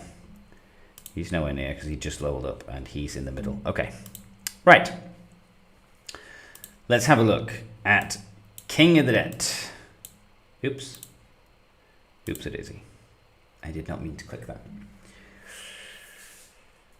King of the Dead, move over. Again, I always say this, if I could choose any tier 3, I would go with Galadriel, for sure. But if there was a second one that I would like, if I was to choose the champion that would match my personal play style and personality, it would probably be King of the Dead, because he's just one of those tricksy. I always say it's like a blue deck in Magic the Gathering. It's just lots of fun, you know, sort of. There's some battles where you're going to go in there and just absolutely wreck carnage because everything's going to proc and you're going to just nullify somebody. Then there's also going to be those battles where you go in and you just get absolutely wrecked. He is hands down with the 2 revamps to Oath, the most broken commander with the right build. Yeah, the revamps to Oaths I think were really, really solid because for those of you, I'm pretty sure everyone knows, but we did have some changes to Pursuit. Well, not changes to Pursuit, sorry. We had changes to OBs where they no longer avoid the damage. They just take minus 90% physical, so they only take 10%. I mean, they don't have any defense. The hit points are not great. But you have to think that everybody was geared already, especially, you know, like Gondor Rohan area. We're already geared to have like high levels of Pursuit. I have, you know, commanders that I was leveling up with Pursuit. I had gear on my Eowyn that was with Pursuit, just because we were fighting Gondor, who had lots of OBs. And, you know, with the Wizard's Firework that was, I think I have mine on about 45 or 60% chance to avoid for the first 3 turns. I could wreck through and I could get that damage done. It was okay. Obviously now, they only take 10% physical damage or minus 90% physical damage. So your pursuits, your avoidances no longer count. You just deal 10% damage no matter what you are, which makes things pretty tricky. Certain units it becomes better, but certain units, things like March Wardens or stuff like that, now become not so great. I mean, they still do huge amounts of damage in general. But so his tier 1 tables for his Trixie Dixie have some fun. Debuff for the enemy commander. So at max, you're talking about a minus 15% might and focus. again, that might not seem much, but you have to think that when you start to get to those elite tier characters that are rolling around with 700 focus or something on it, then minus 15% actually becomes pretty funky. It's sort of like, okay, they're still OP and broken as hell, but you're talking about near enough like a 100, might or focus debuff on somebody who's got 700. Some of those Galadriels that are walking around my server. Plus a bonus for might. Then we start to get into his skills and abilities. So round 3, 6, and 9, you have 2 enemy targets dealing focus damage modified by focus stat, and next damage received plus 2.4%. That's going to level up, obviously. You're going to do, I presume it's going to go up focus damage plus times 7 and damage received times 7, I guess. Not entirely sure. Damage received might remain the same, because otherwise that's pretty hefty. I don't know. 700 and 104. Trying to do maths at this time of night. About 120-ish or something. Maybe 120, 125-ish focus damage, but it's modified by your focus stat anyway. And next damage received, like I said, if that scales up by 7 and by focus stat to what, like 15%, that's pretty nice. But I don't know if it does. It might not. Sometimes they don't affect both. But damage against 2 units nonetheless. Dreadful Presence against 3 enemy targets, again hitting in turns 3, 6, and 9. More focus damage modified by stat and can only cause minimum damage for the next 1 round. Again, this just reminds me of super funky builds where you can really have a good laugh. If you are sure the opponent is using things like axe throwers or most dwarf units where that min max is large, then this is causing insane amounts of fun. Because against 3 enemy targets, so in rounds 3, 6, and 9, you hit every single unit. You do, about 100% focus damage. But for those 3 turns, 3, 6, or 9, you guarantee that they do their minimum amounts of damage. And for axe throwers, it's like 5 or something ridiculous. It's just tiny, which is hilarious. So basically 3 turns, they're doing min damage. Again, if you're fighting against elves, it's situational. If you're fighting against somebody who's heavily elf-based and they have lots of elven units, not so great. Their min-max is pretty close. Humans is okay, because they tend to have slightly more variance, but dwarves are the big hitters. They tend to be the ones with crazy change. So guarantee every single unit in that army is doing the minimum damage for turns 3, 6, and 9. Funky table. I like it. Yeah. More damage, increased damage that the opponents receive, damage on everything, and the minimum damage that they can possibly do, and potentially huge amounts of might and focus damage, so that in general the army is doing less, the commander is doing less, and focus is less. So it's a funky table. Even at tier respect 1, he's cool. Where 0, unlocking him. Betrayer, 15 points into it. All allied units, so you're all doing, I need to put it down here, 15.4 times 5 is 5, so 20, I think. 15 times 0.4, no, it's a bit more, isn't it?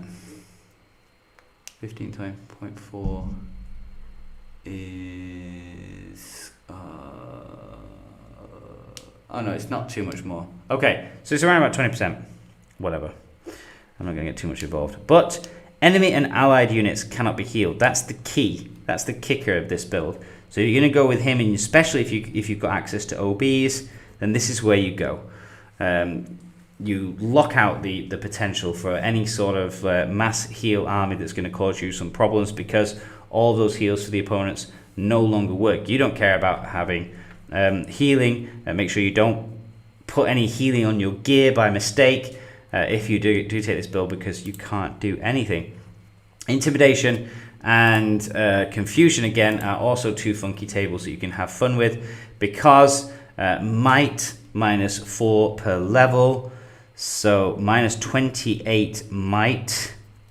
But 40, just under 15% chance of being stunned, so that it cannot, the other commander cannot attack if they're stunned. And then down here you have the minus 28. Sorry, yeah, minus 28 focus, but you have these numbers. 4 times 7, 7, 14, 28. It's about 30%.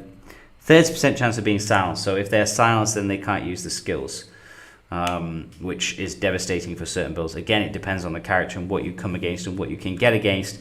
Stunned, stopping them from attacking. The silence, stopping their skills from triggering. Depends on the commander. But stopping skills, 21% every single turn. You know, you think about how many commanders really rely on those being able to kick off those skills for things like damage or for things like boosting units or everything. Yeah, every single turn there's a 30% chance, or there's a 15% chance. So just under 50%, 15% chance, just under 50% chance every turn. You're either going to stun it or you're going to silence it. Plus, the enemy units can't be healed. They're kind of a bit weird together though, because anti-stun and anti-silence kind of help you against, well, anti-silence against heal builds anyway. So betrayer then also means that they can't heal. So there's a chance that they can't cast their spell, but if they do cast a spell and it's a heal spell, then it doesn't matter because they can't heal anyway. It's a weird mix, but it's interesting because it covers you against everything. Yeah, they can't heal anyway. That's the added bonus. The real bonus is the damage increase. So I suppose you're getting it for free. And then if the silence and things don't work, then you do stop everything from heal and heals from gear that everybody always has. So Trixie, tier 0. Men of the Mountain, King of the Dead, might plus 15% during combat. Allied and enemy units deal minimum damage. Okay, so that's pretty solid as well. Like Malthor says there, yeah, it might. So it's a percentage value, which is always nice for him, plus 15%. As long as you get it to reasonable amounts, and it starts to do even more damage. More bonus.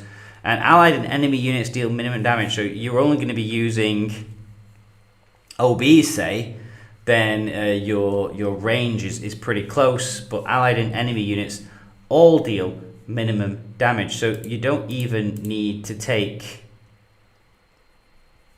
Dreadful Presence at this stage. If you don't want to cause the enemy, you can take this one. Of course, if you're not going with the OB builds, then maybe you take Men of the Mountains instead, and you take elves. You go with an elf build, and then you're dealing minimum damage, but your minimum damage is still high.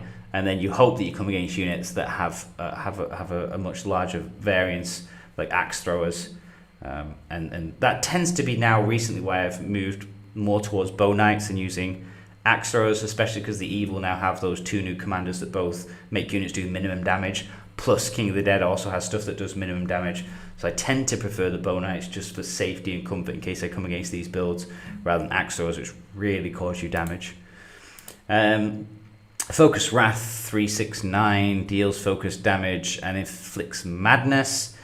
So we start to see madness builds here, which are always funky. It's just a shame you only get it in turns. You only get three hits with it. But then madness, potentially they start to attack each other. Yeah. And chaotic retreat is that huge defense debuff, minus 35% debuff to the enemy units. So when we were talking about, where was the other, you're doing bonus, all allied units, is doing bonus here.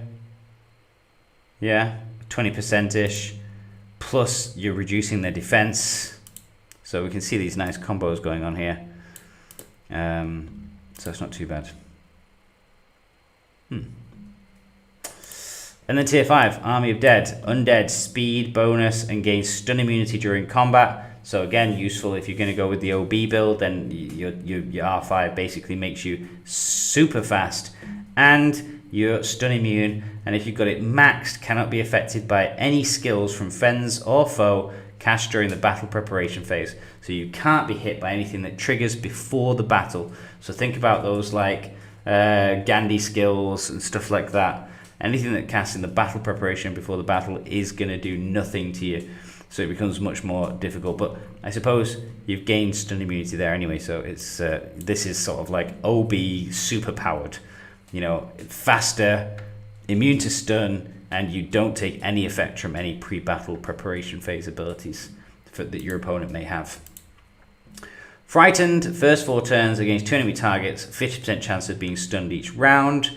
So we've seen this table on Thorin.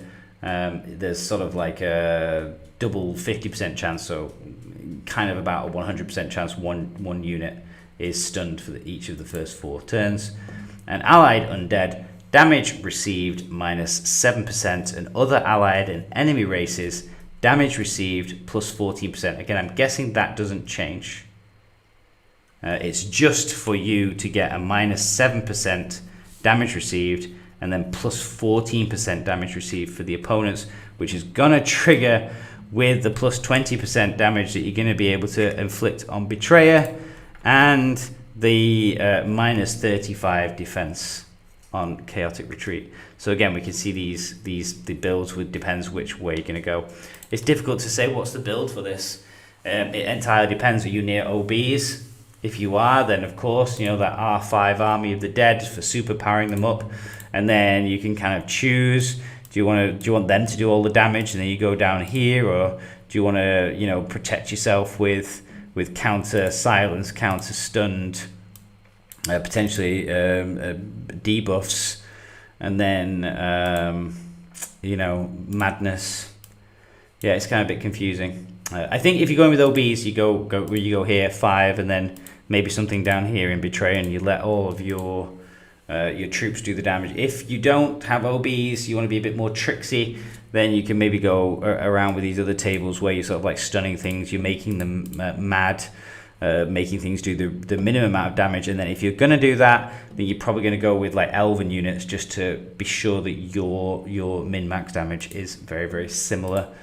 And then hope you, like I said, you come against those units that do rather large differences. Yeah. Because, oops. We've seen this before. Go into barracks. If you're rolling with Bow Knights, your min-max damage is between 36 to 42, so there's only a 6 variance in there, and it's quite high. I saw Ram Rider's actually pretty close. Let's go with here, heavy axe throwers 3, so it's 3 to 28. So if you're guaranteeing they're doing the minimum damage, their DPS thrower unit is doing the minimum damage of 3. So even if they're coming against melee units with their max buff, wait a second, that's the tier 2. My bad. I was just like, that's not the right damage. Wait, do I not have them unlocked? Oops. Maybe that's to stop myself accidentally upgrading them or wasting my time. But they are a good unit. I really like them. But more and more so with these min damage commander builds that are coming out, they're just a gamble. I think it is 5 to 33. I thought so. 5 to 33. So you're doing 5, even if they come against melee units at plus 20%, and even if they come against large units at plus 50%, from a base value of 5, it doesn't matter. I suppose so if you're playing King of the Dead, unless you're playing Evil and you've got large units on a mixed server, I suppose. You could be coming against their buff with plus 50%, plus 20%, but if it's 5, you know, it's not a lot compared to your stuff that does the minimum value, and especially if you've got March Wardens, say for example, their variance is like 1. Or if you've got, I'm trying to think, I think Sharpshooters have got a fairly, you know, 9. doing 7. So you can see these type of units are going to get affected the most. Guardians, like I say, you come against an all dwarf army. Guardians, all of a sudden, all their stuff's doing 7 and 5 damage. It's going to be painful. Whereas your Oathbreakers are still doing 16 damage. So, solid. Plus all those debuffs and buffs. Why would you choose Galadriel of tier 3? Not necessarily what I choose. It's what every whale on our server that I see is flexing a Galadriel. She is solid. She's just got tricksy stuff for days. I mean, there are some good builds against her, but usually the people that are flexing her at max have kind of got like all the points in there, and they've got huge amounts of insane focus damage.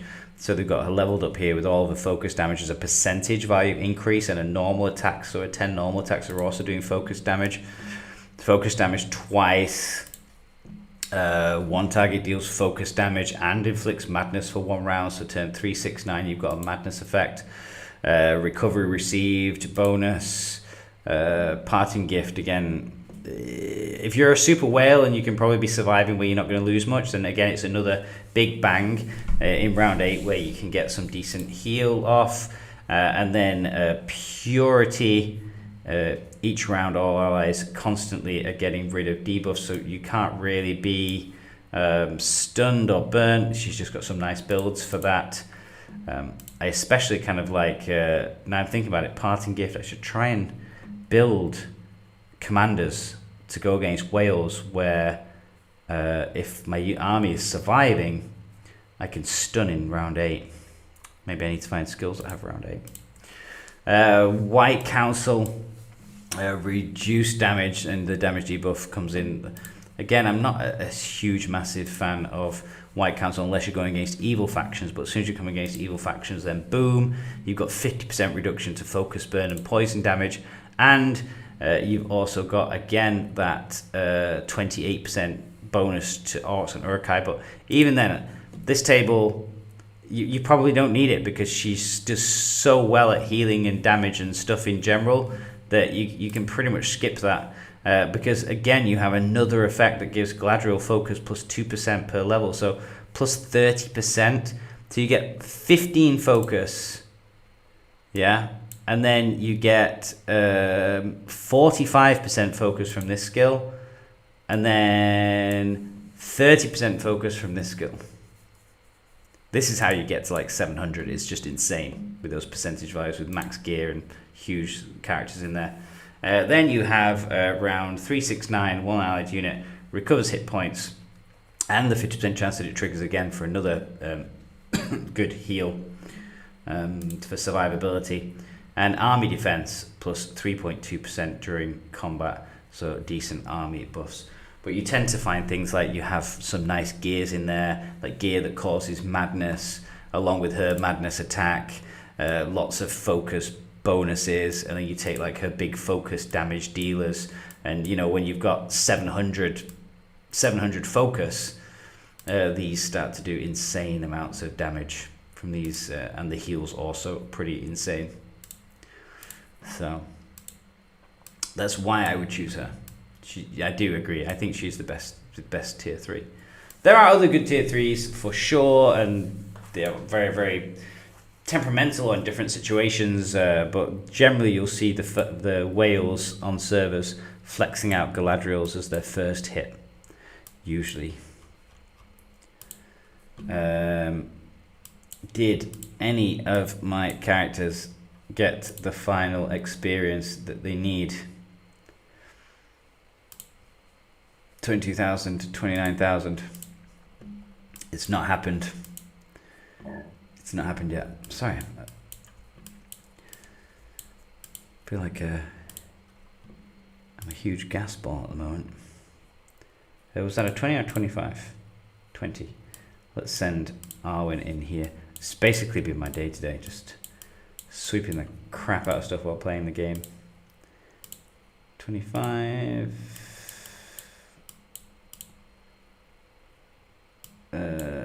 20, 25. I seriously, I would love to know the calculation for how the stuff in my area has gotten lower since I've been here killing stuff.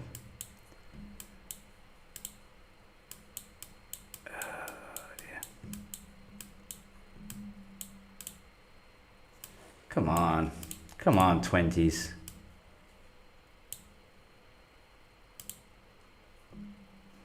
Aragon, I guess. 25. 30. Good.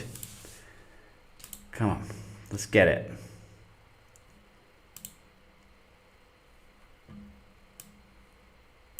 Oh my gosh, he's taking so long to get back.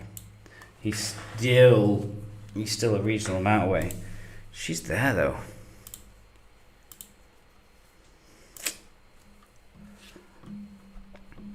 Right. Slowly increasing my ring after we lost all of our territory. Pretty much we're down to the last couple of green on the map. As Lothlorien, Gondor and Mordor shared the spoils of all of our territories around the ring. Like I was saying before though, finally politics has slowly begun to change on the server that I'm on.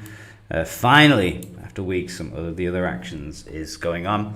Angmar and Linden decided to come to a truce because both of them had aims sort of like on the eastern section. I mean, Angmar needed to start to bridge and path their way to the ring to at least be in with a chance before all these other factions sort of created a ring of pure defense. And Linden are the same. Linden needed to start to move towards the ring because they have these huge mountain ranges to block them. And that has allowed us a reprieve, even though you can see all these fighting dots down here. What has happened is Linden have decided to push into Lothlorien, so all of a sudden we have sort of fighting signs all the way down here. So I'm thinking the main combat is going on up here, where I think... Oh no, it looks like they've hit a line. I was going to say I thought Lothlorien had their best push, but it looks like it's not pushed too far because they're at the other side of the crossing. They were there already before, and they've started to build on this side. So this is where they seem to be deploying the majority of their troops. But the other crossings weren't looking good before for the elves. Here there seemed to be a bigger distribution of Linden forces, and there seem to be fewer LOTR finally building up forts as well. And then this crossing down here, this seemed to be where they were making the most success. Linden, they built the largest portion of their forces, and they have crossed over, and they are starting to really fortify this side, and they've already started to bridge over and down. I presume maybe heading over for Moria and the tunnels, I would guess. And then there's also some fighting down here.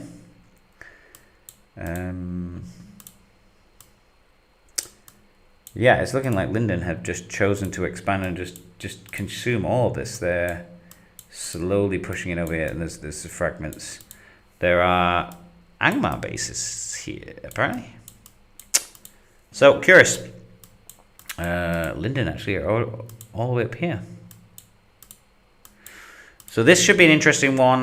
This combat is starting to rage and has spiraled. Over here we did have the largest push of Lothlorien. They got towards Rudar. They've been pushed back and kind of back towards the crossing, but they're on the other side. The middle seems to be a tie, and on the southern side seems to be where Linden have had the most success, and they've slowly started to push through into Durin's Vale. Whether they're going for Moria in the tunnels, we will see. That will be interesting because it will take them and bring them out here, right into the center of Loth forces. At the same time, Lothlorien are trying still to stop us, so there's sort of rebellion fighting going on in Fanghorn. They took Edoras and Helm's Deep, so they are fighting on the back foot in Pass of the Dead. You can see again quite considerable losses here, so it will be interesting to see the elves kind of now having to spread their forces onto two wings. But at the same time, now that Gondor have secured these territories and they've taken Brownlands off the Rohan forces, will they come down here to fully deploy in this sort of endless trench war that's been going on now for about a week over here? However, it's been give and go mainly because the elves have been a heavy distraction for Rohan, having to sort of like fight this creeping withdrawal. Before that, Rohan had taken Laemden. So it will be curious to see what happens here. Now sort of like the Lothlorien maybe can't focus all of their forces there. This will be interesting to see what happens. Over on this coast, Gondor are now touching distance with Mordor, but Angmar have carved a huge slice straight through Erebor. They took this territory. They were trying to take Dorwinion Keep and got pushed back. Their early forces, their scout forces, got pushed back by Mordor into Celebrian Vale. And Mordor also jumped up here and picked up Withered Gardens. But Angmar reinforced, consolidated, took this off Erebor, and now they have consolidated, took Dorwinion Keep, and now look into an interesting position because they only need to take Withered Gardens and they're in touching range of the ring. But whether they want to keep pushing down to go all the way down to... wait, what am I doing? Where are the new units? Here. Dagorland. It will be interesting to see because Dagorland have their new giant beast units. So they may go for Withered Gardens first to get their touch here, or whether they push down to here and go with Dagorland. It will be interesting to see. Whilst Lothlorien are holding this huge section of the ring from the north and around to the south, buffered by Angmar, buffered by Mordor, and buffered by Gondor, sort of like secured. The interesting thing will be is that the two factions that potentially don't have their push to the ring will be coming from this way and this way, which is entirely on Lothlorien, whilst the other three at the back kind of already have their entrance ways to here. So it is a bit precarious, this situation, because Loth have basically put themselves in the way of the two groups that would potentially want to come back in towards to get the ring. So we'll see this update. We don't know what will happen. There is a huge that alliance block still continues to exist with these factions over here. So unless something happens there, it could be a little bit dull in that Loth will probably be on the receiving end of a bit of a kicking, depending how well Linden do. And Mordor looking like they're getting slowly pushed back. So they may start to struggle with Angmar, but who knows? Days pass, every allies change, best friends become worse friends, and the trolling changes, and that's just the way the game goes. It's looking like I did not get my levels still. She's still at 1.1. But I think after doing Dice to War, and now this is the second stream, and we're getting on to 2 hours 15 for this game, 2 hours 15 for the other game. I didn't even realize. And I'm getting really tired. So I hope this has been useful. I hope some of the character insights did help as we went through everything. I should be streaming tomorrow, but I'm going to see how I feel.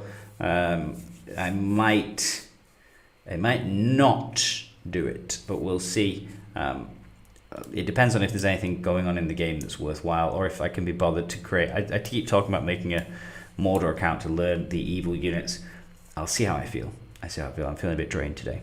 But thanks for tuning in, and I will see you again soon. Be sure to message if you have any questions.